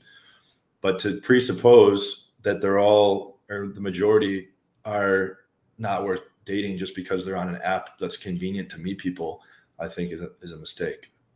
I think it's more of like you're just going to the wrong source for it. What's the right source? I still don't understand. I don't know the right source, but I just think that you're going to. It's only in real life or on an online app. Those are the two options. Well, yeah, you got to pick the right setting in real life too for that. If you're against online apps, no, I use the online apps and I smash on them. That's what I use them for. Okay, but Alex and I both met high quality girls on the online app. And you're picking like. Yeah, you find one out of like maybe 1,000, like ones that just want hookups. No, that's just a nonsense statistic you're throwing out. Well, it's an example. It's just a hypothetical there. Like okay, based on what? Okay, so let's just go here. If you're trying to buy fruits or whatever, or like you're not going to go to the convenience store, you're going to go to the market or the grocery store. That's presupposing. You're already presupposing your position before making the argument. You're assuming the girls on Tinder are low quality, and then you're saying I want to go to the special fruit store. No, I would based on experience. Like if they're willing to like give it up that quick, it's usually either I'm not that interested in you, or like when can I come over is kind of the reception I get on Tinder. Okay, so from your own personal anecdotal experience, yeah, and that's plug and play for my life. Millions of users.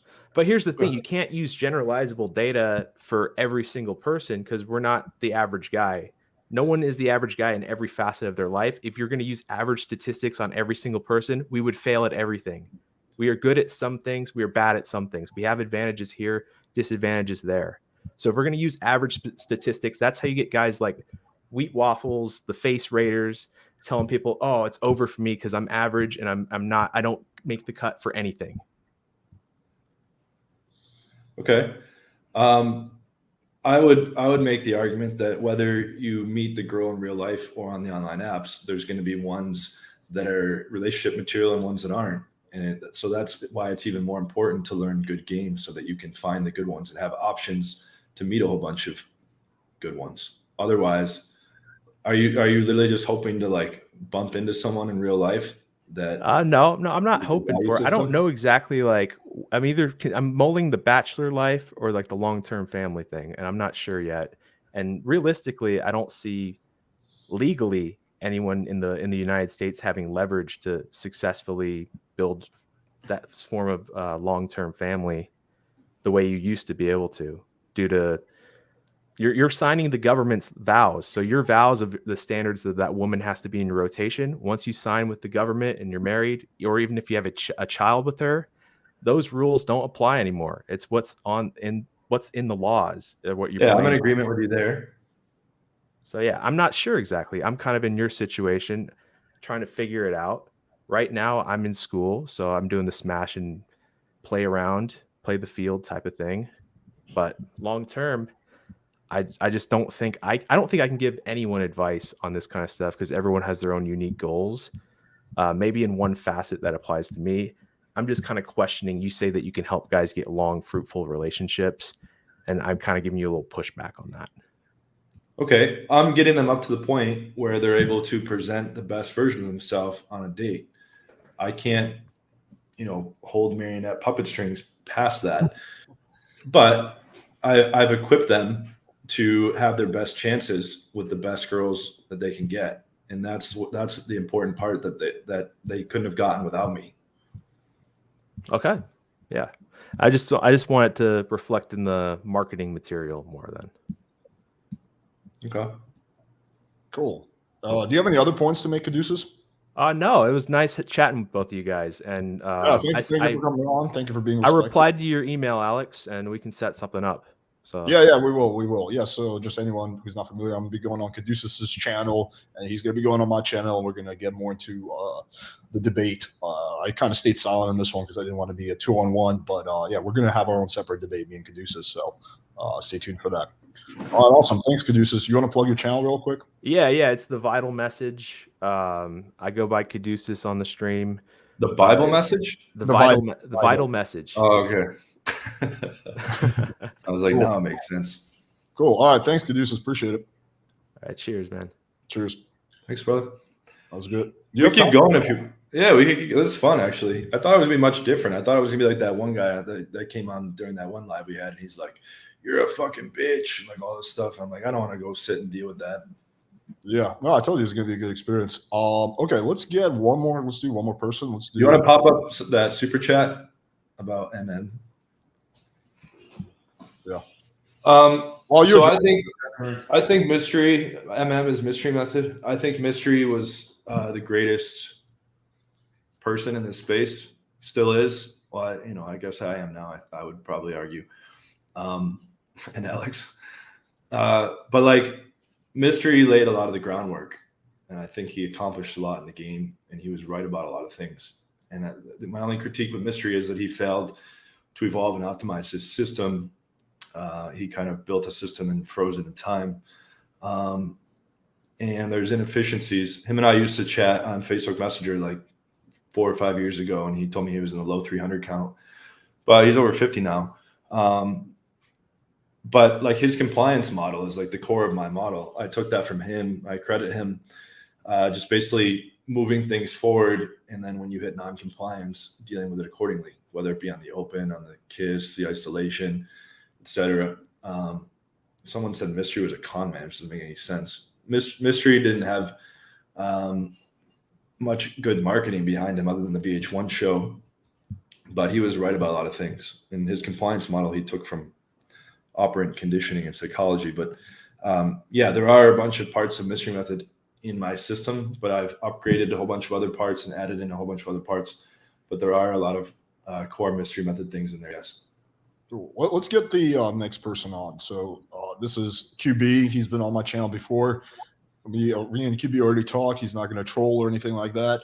And he is sober today, or so we think. So we'll. Yeah, I'm sober, man. Just when I was on earlier, trying to get on earlier, like I was literally done working out, doing some cardio and everything like that at the gym. So now I'm back at the pad and everything. But yeah, definitely sober. Cool. All right, man. So let's get into it. Okay. So my questions for John, first of all, how did you meet your girlfriend? Did you meet her online or did you meet her on Tinder? I actually, before I was planning on coming to Florianópolis, Brazil, in February 2007. Sorry, February of 2020, and I changed my Tinder to Florianópolis before I got here. So we actually matched before I got here. And then we were chatting, like I had like Wi-Fi on the plane and shit, and we were just talking a lot. And then we met up the second day I was here, February 8th, 2020. And then we got really into each other. She's like very hyper analytical like me. She's an engineer, but she's also hot and she's cool and all that. And she's down for threesomes, good heart. Checked a lot of the boxes that I look for. And that was one of the main reasons I stayed in Brazil. And also we made things official, like 25th of February of 2020. So this is actually my longest relationship currently. Before this was a year and a half, but we've been together about 2 years now. Okay, perfect. So the thing is, based on your product and your channel, you travel a lot. You've been in many different countries, and you've met women during the day and at night. So if somebody was coming to, across your channel and say, okay, the products that I've seen from John Anthony are like 10 years old, I don't really see him approaching women. That's not true. Okay. Explain that. So what's the claim? They're 10 years old. So I made Occam's razor real quick. I made Occam's razor in 2017, and I made Lee's machine in 2019, and then the platinum dating system came out in 2020. Yeah. Okay. Summer 2020. Okay. My point is, why isn't there any like products of you picking up women in Brazil? I mean, I see the girls hanging out with you and everything, and you admitted to being on seeking arrangements, correct? Yep. Okay. But not paying the girls. It's a hot girl lead Okay, source. hold on. But for someone from the outside looking in, like, okay, I picked up women. I met my girlfriend on Tinder. I think Alex met his girl on Bumble. Yeah, Bumble. And then we see you with these hot girls at your pad. It's like, okay, is he sugar daddying for these girls? And if he's not, then where's video footage of him actually going out by himself, not with your girlfriend, but by himself, bars or nightclubs picking up women in Brazil?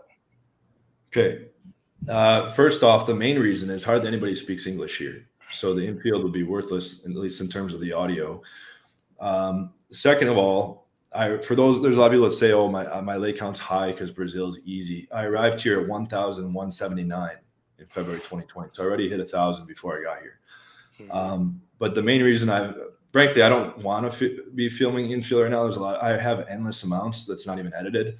I filmed 5 days a week for a full year. And then I did other subsequent rounds in future years of months at a time. I already have endless amounts. We need editors to go through a lot of it. There's no reason to be filming when the girls don't speak English. I speak fluent Portuguese now. I'd be speaking in Portuguese to the girls, and so that'd be useless to anyone. Okay, well, here's the thing, John. I also travel and meet women, and I'll be the first one to admit, yes, I do pay to play. You know what I mean? I like to have options like how you mentioned. So I tell guys, look, if you don't have the looks, go to a country where prostitution is legal, like Brazil. And if you're not getting what you want, you just pay for it. But the thing is, I can show my audience on my channel the women that I'm with that are non-pros. I can show them that. I can show them being at the club, going to Guadalajara, being at the nightclubs in Tijuana. And the thing is, some of them speak broken English. But again, these are recent receipts. So if I was a dating coach and promoted a product, I would say, look, here's something that you saw QB with a week ago or a week and a half ago. Okay. That's a local woman. So let me respond. So first of all, your obsession with me being on seeking arrangement, I've openly admitted that a whole bunch of times. There's nothing to hide there. It's a hot girl lead source. Alex has used it too. Lots of advanced guys use it. The quality is much higher than Tinder, Bumble, Hinge, and you can direct message the girls. I have a separate set of scripts, objection answers, etc., to screen out girls that want money and to set frames properly so that they understand they're not going to be paid anything. So I just use that as a hot girl lead source, which I make no apologies about that. Number two, in terms of receipts, I have more than the whole industry combined. So if you want to talk about receipts, I've got thousands of pictures with girls. I have hundreds of hours of infield. Okay. The fact that I didn't record infield in the past couple of years in Brazil, where everyone's speaking Portuguese, doesn't mean shit. I honestly disagree, but the thing is, well, again, whether the girls speak Portuguese or not, what you're saying is, look, guys. And I don't want to be filming it. I already have hundreds of hours of it. I don't want to be going. You're filming your products that you have are outdated. That's all I'm saying. I mean, pretty much I would disagree. Again, the platinum dating system came out in 2020, mid 2020. That's less than 2 years ago. and I update it when I drive in Okay. innovations. So then I Okay. update it. Again, from the outside looking in, John, one can say like, okay, he admitted to being on seeking arrangements, and now you're So saying that. stop right there with that claim. What's wrong with that? Well, seeking arrangements is. It's a sugar daddy site, yes. Thank But you. when you go on there with pro pictures, did you know that most of the guys are old and fat and married without a picture? You now contrast very sharply. And when you have specific sequences to screen out girls who are looking for money, you don't even meet up with those girls. But So you yes, admit, it is a sugar daddy you, site, but yes, you there's a method to bang girls for free. that I okay. do. But the thing is, John, you admitted to meeting your girlfriend on Tinder. So if you're a guy that quote unquote has game, why do you pay for a sugar daddy website? What, $100 a month? I'd rather go pay a girl in Tijuana for that amount, bro, and get it I already over. explained it's the hot girl lead source. Go ahead. Go ahead. Quickly Go weigh ahead. in on this one. So I personally also pay for seeking. I've said that many times. It's a good way to meet girls. Now, in terms of whether it's easier to go to a third world country or use seeking, that's just a matter of personal preference. But you can meet girls on, and I've even defended Freshman Fit on this point. You can meet girls on seeking without paying money. It's totally A lot of those girls are on Tinder too. The thing is, you can direct message them. That's the whole power of it. Okay, but And hold on a sec, Mhm. because like lots of the other past girlfriends I've had or girls that we have on our threesome rotation, we got from Cold Approach. One of the hottest girls we got here, we picked her up at How brunch. come you can't show that on camera though? If that's true, I have over 100 infield polls. okay, on the camera. girls do you have in Brazil. any infield polls on camera?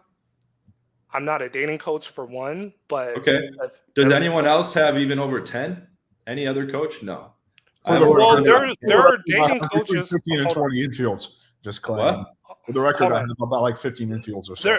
There are dating coaches that post, girls doing infills, and to be honest with them, and I have this more is kind infield of than everyone combined. Well, I don't get the point here. okay. Well, the point is you're not showing from infill footage from picking up the women in Brazil compared to all these other videos that you have, and the infill that you do But have, I've like responded to that.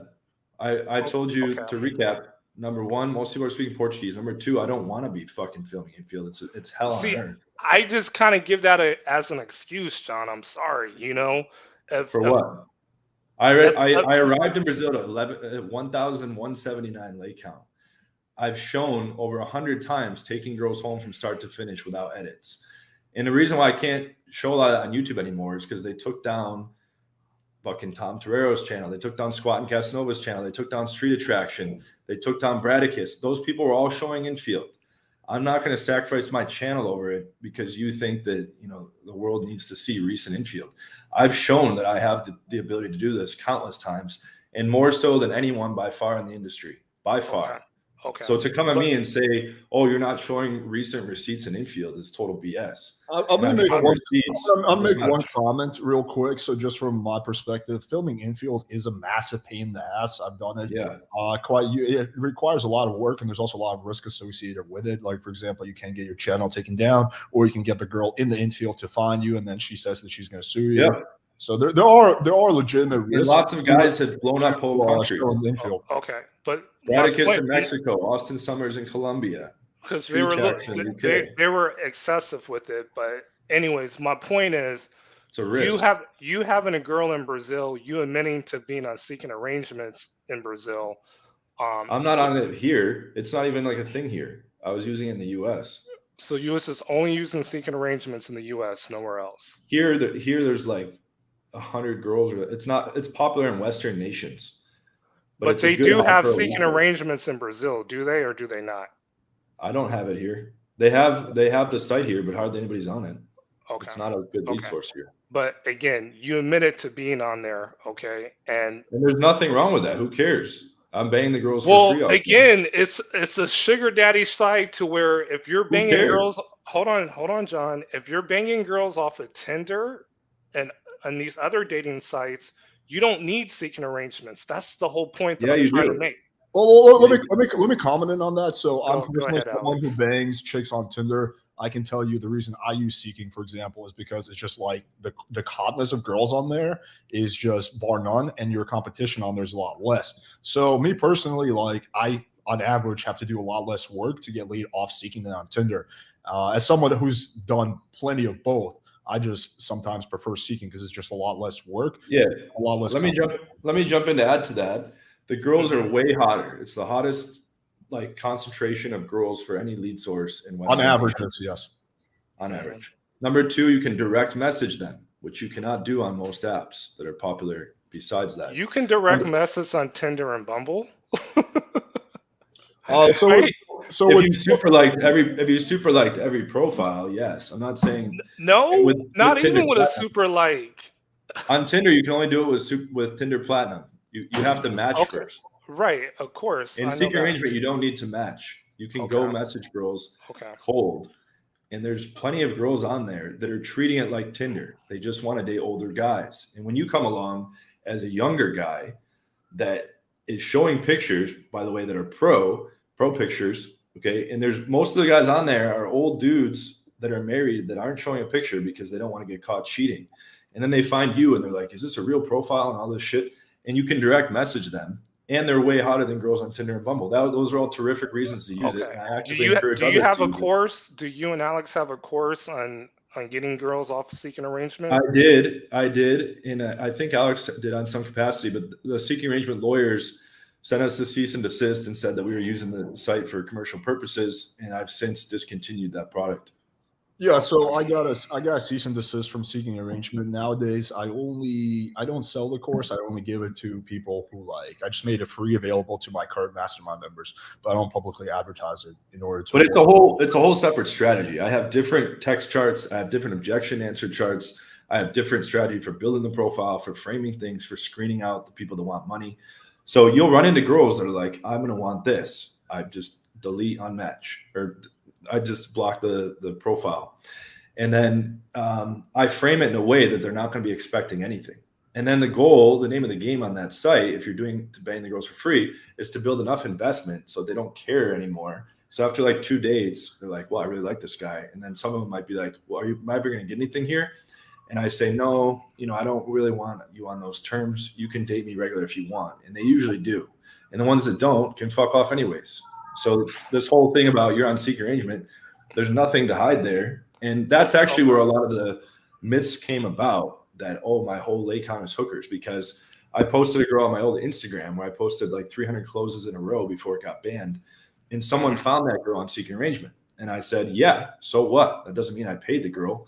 And I even showed like, here's the whole thing. Like no money was discussed and like all this stuff. And Krauser went and said, if he banged a girl that's on seeking arrangement, that means he pays girls. Therefore, his entire lay count is hookers. That was the logic. And the thing is, you're going to have some people that are going to unfortunately think like that, John. And so, okay, but I've dispelled that myth. And Alex is saying he uses it. Do you think Alex's lay count is hookers? All hookers? I mean, that's to be determined, to be honest with you. Do you see how ridiculous and extreme the claim is when I'm showing thousands of pictures, hundreds of hours of infield, to say it's all fake and all hookers? But the thing is, again, John, I think what would help you if you can show something like a pickup in Brazil where you're currently at. Why is that relevant? I still don't get that point. Well, again, it's going to disclaim that when people make, claims that the girls you're with are hookers, it's going to provide you some credibility. Do you see it from my perspective? No, I don't, because I arrived here at 1,179 lay count, and I've demonstrated countless examples of taking girls home start to finish. So even if they were correct that all my girls here are hookers, I still banged 1,200. They're fucking wrong, but it doesn't even make any sense. Okay. They're saying the girls are hookers because they don't have any proof. They want to dismiss my mountains of evidence as all being fake while they show nothing. Modern Life Dating doesn't have receipts, doesn't have infield, but he wants to say that my endless amounts of receipts and proof, more than the whole industry combined, is fake. And to me, anyone with half a brain, and all the different proof I've shown can see what's going on there.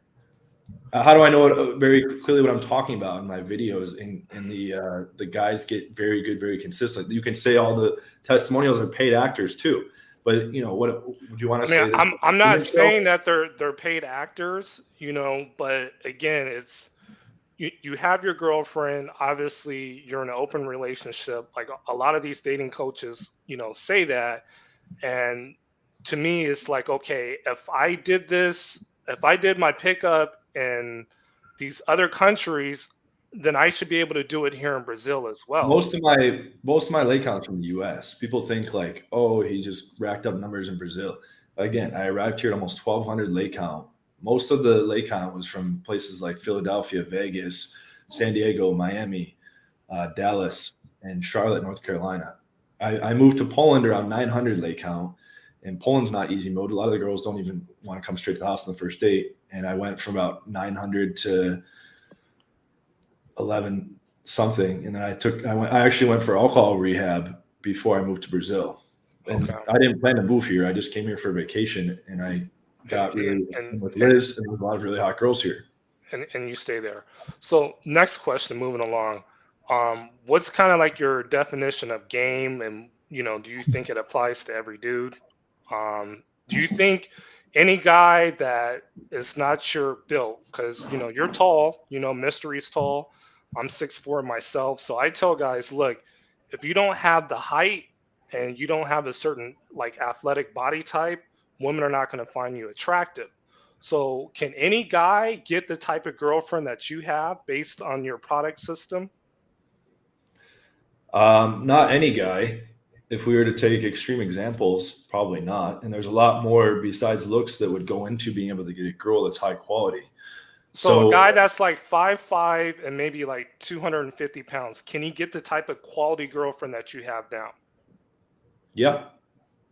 Okay. And my chick was actually into a dude. I didn't understand it. She was into a dude that was a little overweight because they had a good connection and all this shit.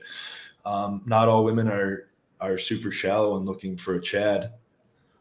Okay, so how do you explain that though? Like, how can a 5'5" guy that's 250 pounds, 275, get a girlfriend like how you have, or Alex?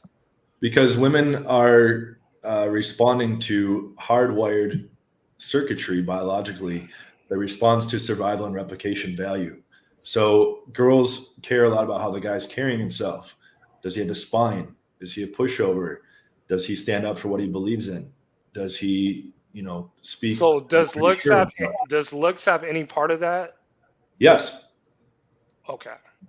I've said publicly that based on everything I know and all the conversations I've had with hot girls around the world, I would put it at 10 to 20%, and it's largely a threshold thing, meaning don't be rail thin, don't be way overweight, don't let your beard or your hair, be unmanaged, wear deodorant, cologne.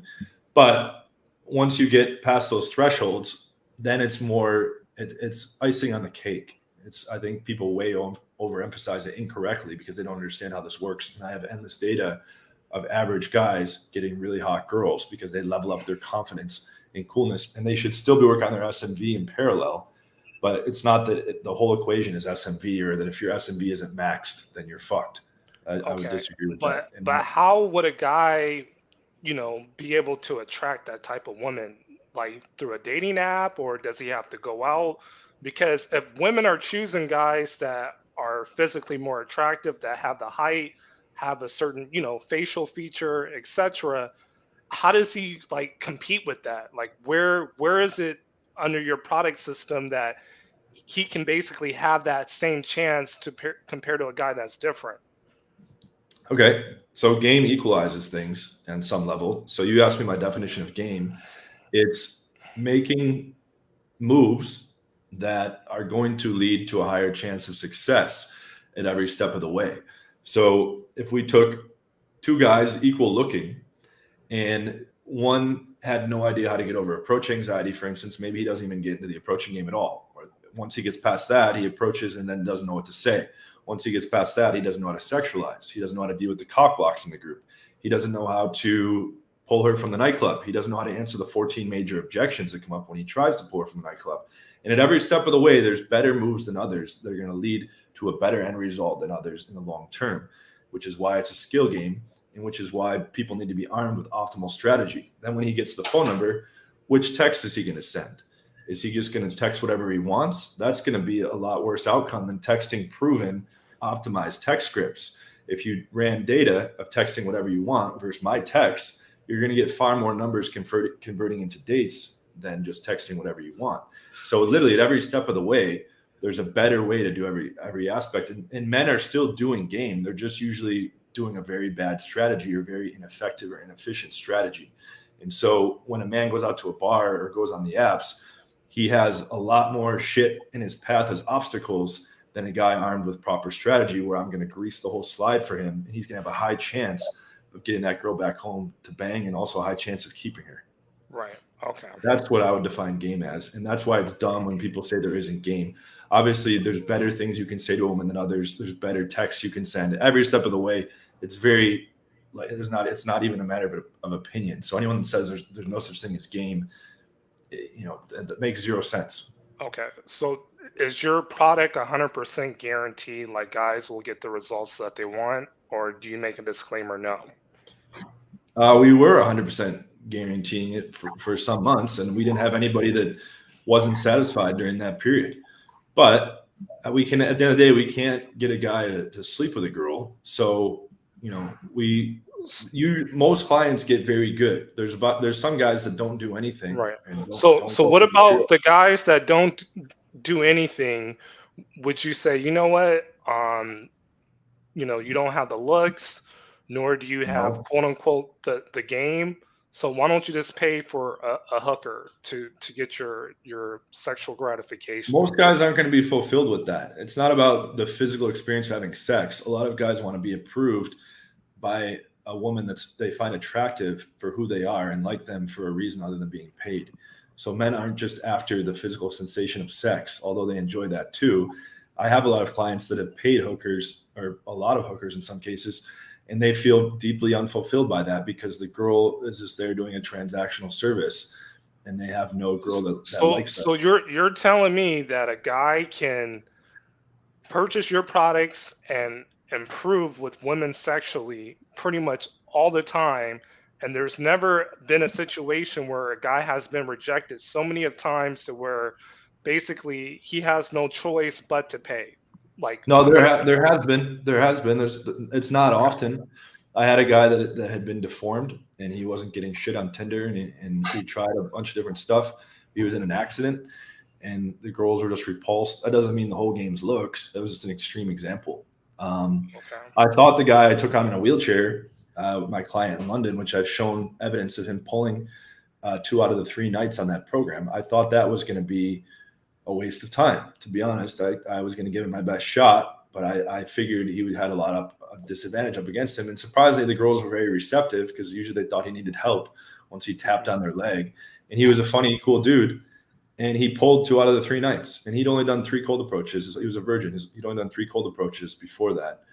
And I think that's very inspiring for guys to see that. And it's not some fucking marketing ruse or anything. I had the fucking video of it on both of them. And so, if a guy that's in a wheelchair can follow strategy and tactics to make shit happen, then what's everyone else's excuse? They don't look like a model. So a guy in a wheelchair, basically, that you coached, pretty much had success with women. He took girls home 2 out of the 3 nights in London, and I have video of it. And it's on your channel or through your product? Yep. It's on my channel. If you search wheelchair. Okay. I honestly thought it was going to bomb. I honestly thought it was going to be terrible. I witnessed it in my own eyes when I filmed it. I mean, it sounds, again, these things sound unrealistic. But what real big issue is there with a guy being in a wheelchair? Some girls won't like that. A lot won't care. I mean, I think he's at a really big disadvantage. I think we can all agree on that. Yeah, but are most guys taking home 2 girls out of 3? One of them was one of the hottest girls in the club that I was like, let's fucking roll the dice on this. And the chick really liked him. And then another one was a fucking stripper. And he's texting me. The stripper lifted him out of his chair and put him in the bed. And he's like texting me from the bed. So at like 3 a.m. So with a guy with that disadvantage, if they go through John Anthony, they can pretty much pick up a stripper more or less, right? If they use your product system correctly, they can pretty much pick up a stripper or a girl that's an 8 and higher on the looks. That doesn't mean it's a guarantee for every single guy in a wheelchair or every single guy that signs up. But most guys are getting very good and making huge improvements. Most guys are getting their schedules packed out with dates by week 2 or 3. And just a quick little glimpse into how that's doing. I don't mean this to be patronizing. I want you to understand. We get them a pro photo shoot. Then I have a team of girls that picks the top 5 photos out of that pro photo shoot. And then we apply face app. We apply aesthetic upgrades. So now they've gone from average photos to pro photos to the top 5 pro photos to the aesthetics maxed out in those top 5. I write their bio for them. Now they have a good online profile.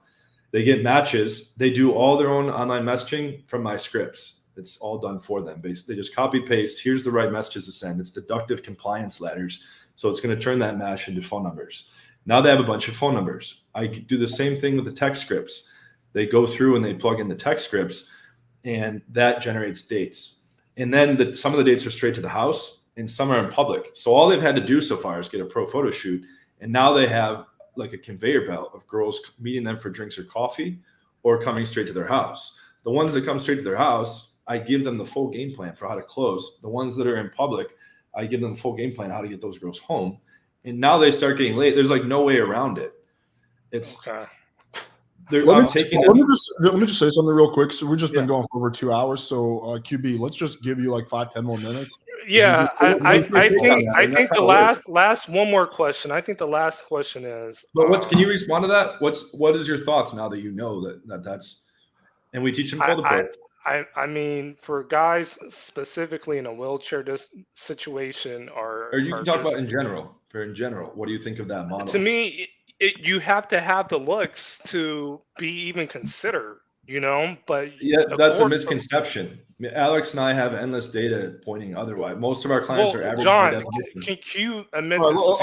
Let me, since my name was brought up, I'll clear up my position. So John and I slightly differ on this. I don't think it's 10-20%. I think it's maybe like 50%, but we both agree on the fact that gaming is an extremely important component. I probably slightly differ on John and the level of importance, but I do agree that game is important. I would probably say that the extreme situations are really hard, so I'm not going to claim. I've only had one guy who had a severe disability who was able to get some results. I've had also ones where it didn't work out, so that's just kind of my. Okay. But when you say 50%, you're probably like looking at the cases where it was off the threshold. If the guy's morbidly obese, if the guy is letting his beard grow out of control or has body odor, like little things like that, that's a huge problem, right? Okay. But those things can be rectified quickly. The message that everyone needs to be a Chad or they're fucked or that they need to be very good looking or they're fucked just simply is not true, and that's not just my opinion.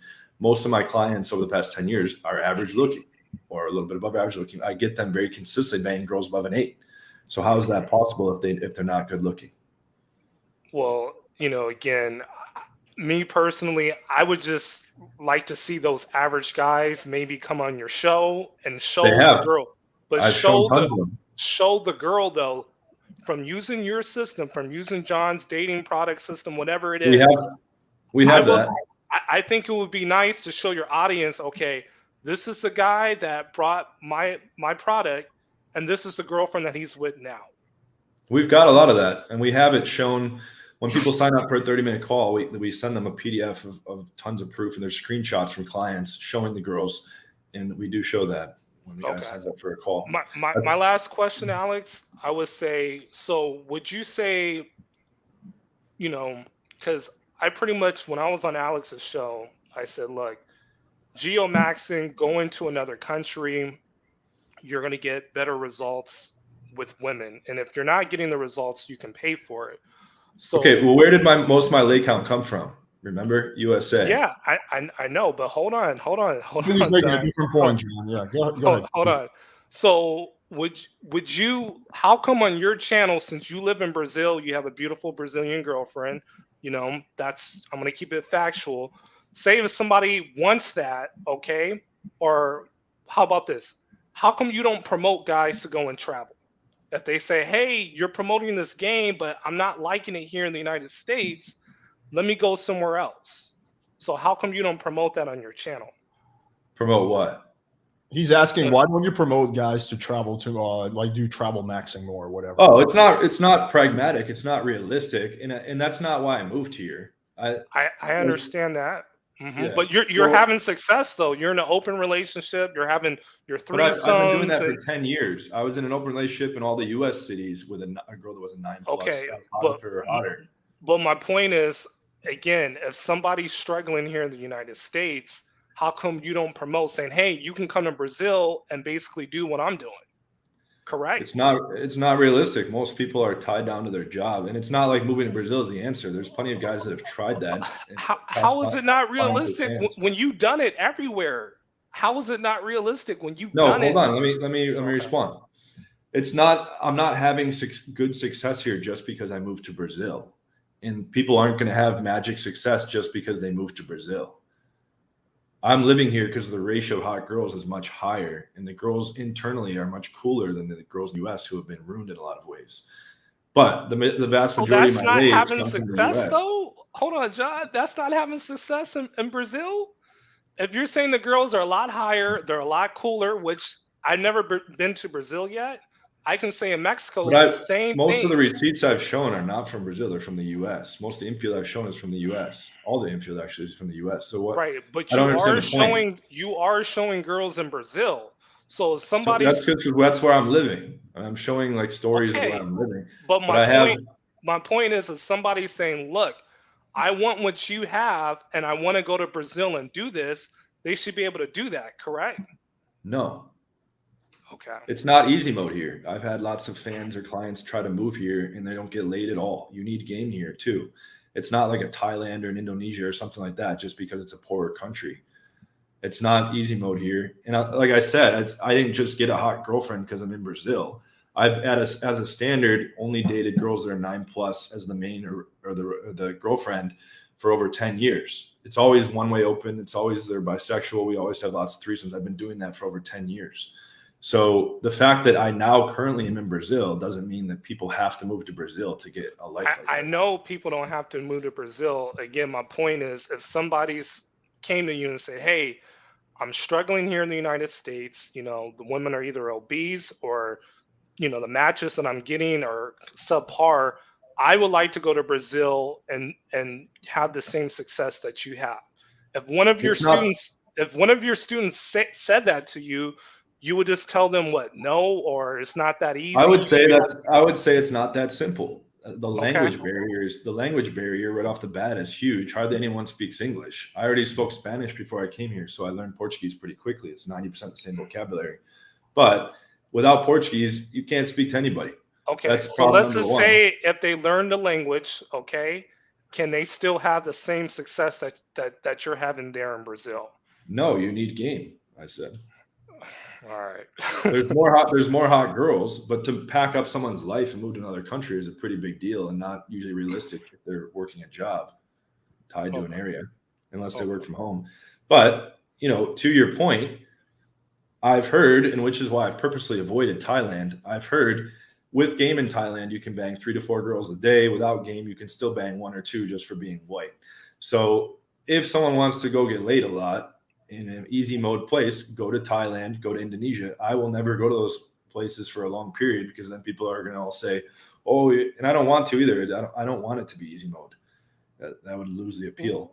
What would people say if you went to those places? I mean, you have the receipts to back you up. So what would be like I had a client that lives in Bangkok. He's at 300 lay count. It's all online and it's easy in Bangkok. And to me, that's not a very big accomplishment. And it's an inflated lay count.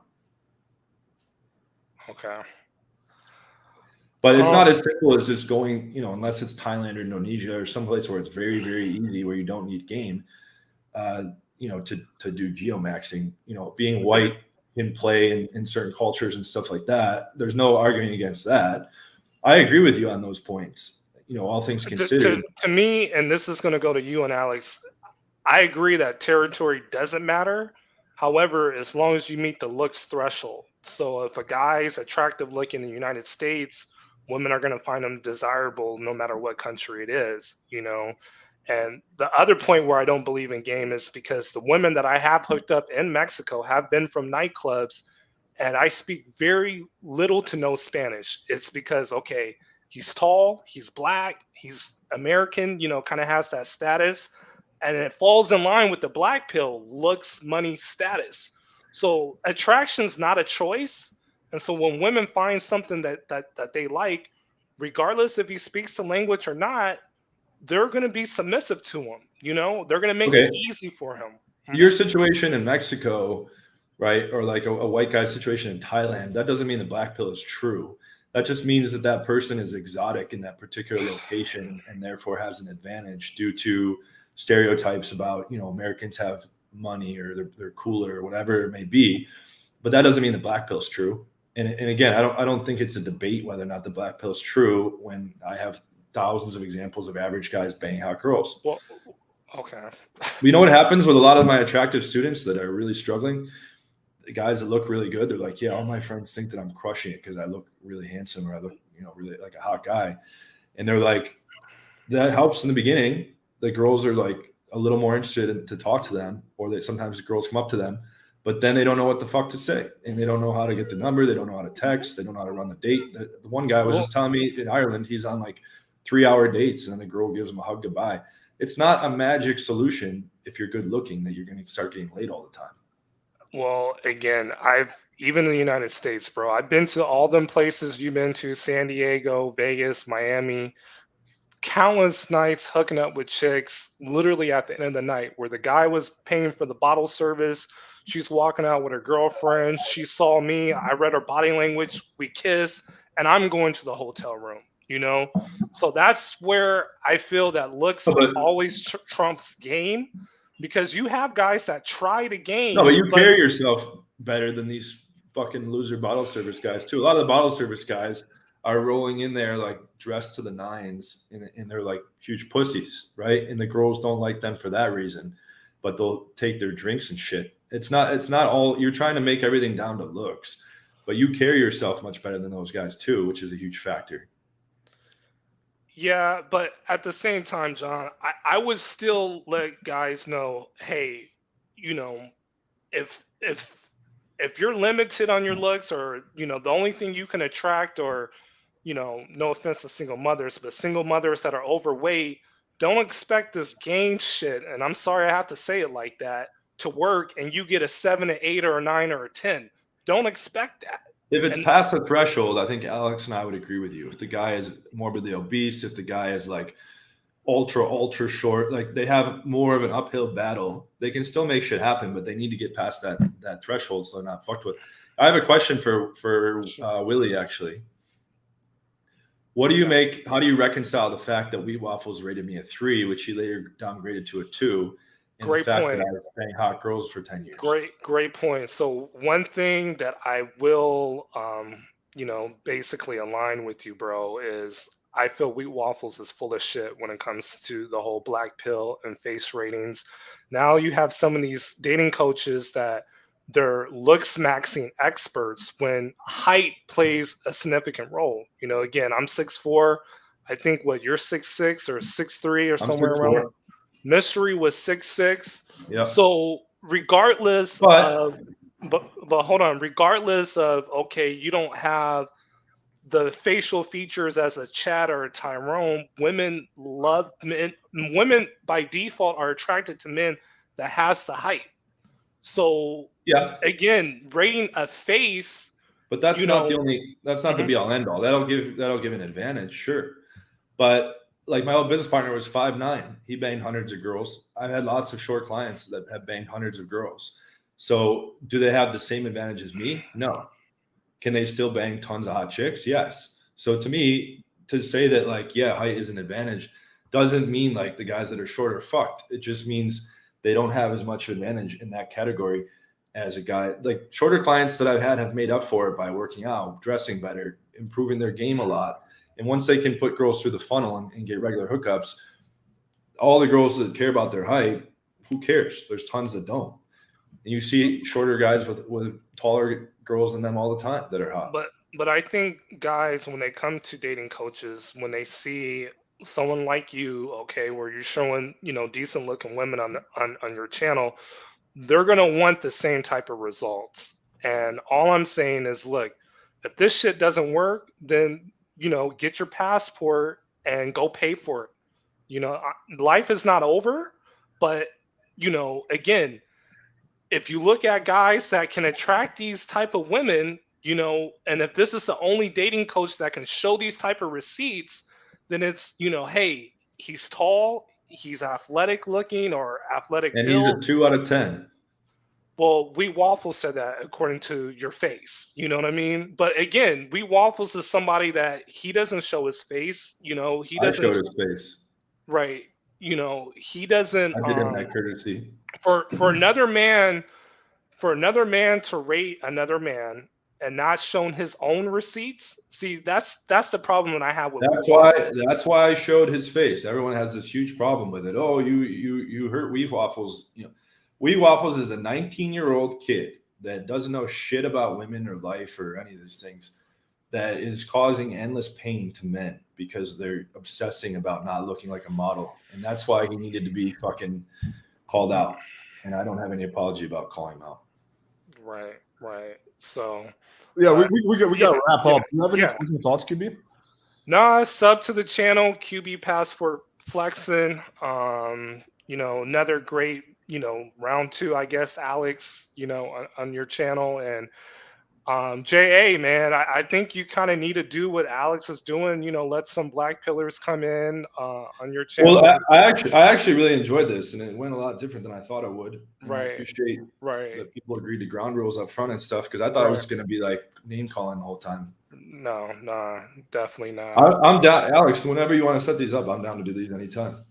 Yeah, well, we'll definitely do another one because there's a lot of people who want to come on. And I'm sorry, Right. Philly, but we do got to wrap up because we're definitely. So QB Passport Flexing, Instagram QB Willie B, and that's it from my end, bro. Cool. All right, man. Take care. Thanks, bud. Yeah. We're gonna wrap up. Yeah, I think this was overall a. How many people were on? We had 400 live viewers. No shit. 440 at some point. Yeah. Do you have any closing thoughts? I want men to understand that, like, you know, just getting good with chicks doesn't mean that that's going to be the sole focus of your life. Or like I said, I'm like scaling my company. Like, I'm trying to become the biggest dating company in the space this year. I'm, you know, building separate companies on the side. We're going to be doing like a world tour soon. I think every man should strive to be the best version of himself and not make excuses, and take personal responsibility with the hand they were dealt, and try to better themselves in whatever ways possible, in game, in fitness, in business. My new company is called Optimized Lifestyle. It's going to go beyond dating. Dating is going to be a major component, but I want men to have optimized solutions for the other pieces as well, like business strategy, like fitness, like health and nutrition, longevity. And I think that it's really going to help a lot of men out there to, you know, push a bunch of real experts. Like, we're going to have Jay Vincent come in, and he's going to handle fitness coaching. We're trying to bring in Bulldog Mindset, partner with him, and have him do mindset stuff. I'd like to get you involved handling guys, you know, helping guys with mentoring with online and texting. And when we have a team of real experts that are here to help guys as much as possible, right? That's never been done. And most of the people out there are subscribing to people that are just out to fucking take as much money as possible and leave them suffering a lot. So I'm really excited to, you know, take things to the next level here with the company and help a lot of guys, and also prevent a lot of suffering, like things with this red pill series and stuff like that, showing how dumb it is. And yeah, I mean, you know, I understand this is good. People see a little bit more like of a human side of me, because I can become abrasive on the roast and stuff like that. But like you've said this a bunch of times, like, I'm usually pretty chill in real life. Yeah, well, basically, what I found interesting is that most people who I met off YouTube in real life, they're usually like slightly less cool than they come off to be. But for you, it seems to be the complete opposite, which is mind blowing. That you're actually, like, I think, downplaying your personality on YouTube. But I think these kind of events are good for people to see, like, the other side of you. So, like, long form content like this. Yeah, let's set up more of these. We can. You know, maybe have some kind of formal thing where people submit, you know, what they'd like to debate and this and that. Yeah, we'll make it happen. Okay, do you want to plug your channel real quick? Yeah, so if you guys don't already, if you're not already a subscriber, check John Anthony Lifestyle on YouTube. You can follow us on TikTok. It's TikTok.com/@ John Anthony Lifestyle. We're posting 3 a day now. But yeah, if you go to any of my recent videos, just go into the description links. It has all the links to my Instagram and TikTok and this and that. John, I think this sums up the debate really well. Cool. Yeah, I mean, I'm actually like not as big of a dick as I come across in a lot of videos. Not really arrogant. I'm just trying to show guys I've done all this stuff. I went through the blood, sweat, and tears, and I have endless proof of it. So, pay attention to what I'm fucking teaching, number one, but also look at what I'm showing you about these other people in the space. And don't look at it just straight as hating and clout chasing, but actually trying to help you guys. I take a lot of shit for it. Like I said, my business loses money, my reputation takes a hit, this and that. But I think it's worth the price to be able to, help guys get past a lot of these things that are holding them back. So the other big thing I wanted to shout out is we have the 8-week program. If you guys go to, can you put this on the screen by any chance? Just the platinumdatingsystem.com on the banner. 1 second. Platinumdatingsystem.com. Also, someone asked, what's my online game product? Leads Machine focuses the most on that. If you go to any of the videos on my channel, yeah, there we go. Platinumdatingsystem.com. You can sign up for a free 30-minute call, and we go through exactly how the 8-week program works. We teach you online game, like I said to QB Willie. We get you set up with a pro photographer. You get the pro photos. Girls pick the top 5. We apply the aesthetic upgrades. You plug into my online charts. It gives you text. It gives you phone numbers. Plug into the text charts. Gives you dates in public, dates straight to the house. Teach you how to run your dates, close your dates, keep the girls around that you want, and then how to do your night game and day game ultimately as well. We do all that in 8 weeks. It's a permanent solution, and then you don't have to worry about this problem ever again. So, yeah. Oh, cool. Bring on Brad Smith for a future one. We don't need to do it now, but yeah, Brad, just shoot me a text in the video description. There's a phone number. Just text that number and we'll coordinate. By the way, Brad, did you base that name off the Microsoft guy? Because there's like I think the Microsoft CEO is Brad Smith. We'll do a part 2 to this. Maybe not. Okay, cool. All right, awesome, guys. Everybody, make sure you subscribe to the channel. We're always dropping some awesome content. Check out John's channel as well. I think this was overall a really solid debate. Microsoft's president is Brad Smith. Yeah, man. Thanks for having me. Like I said, I thought it was going to be a fucking, just hurling insults, but it was actually very productive. I think, like I said, I have nothing to hide. I'm not afraid of any of the topics or anything. You can ask me anything.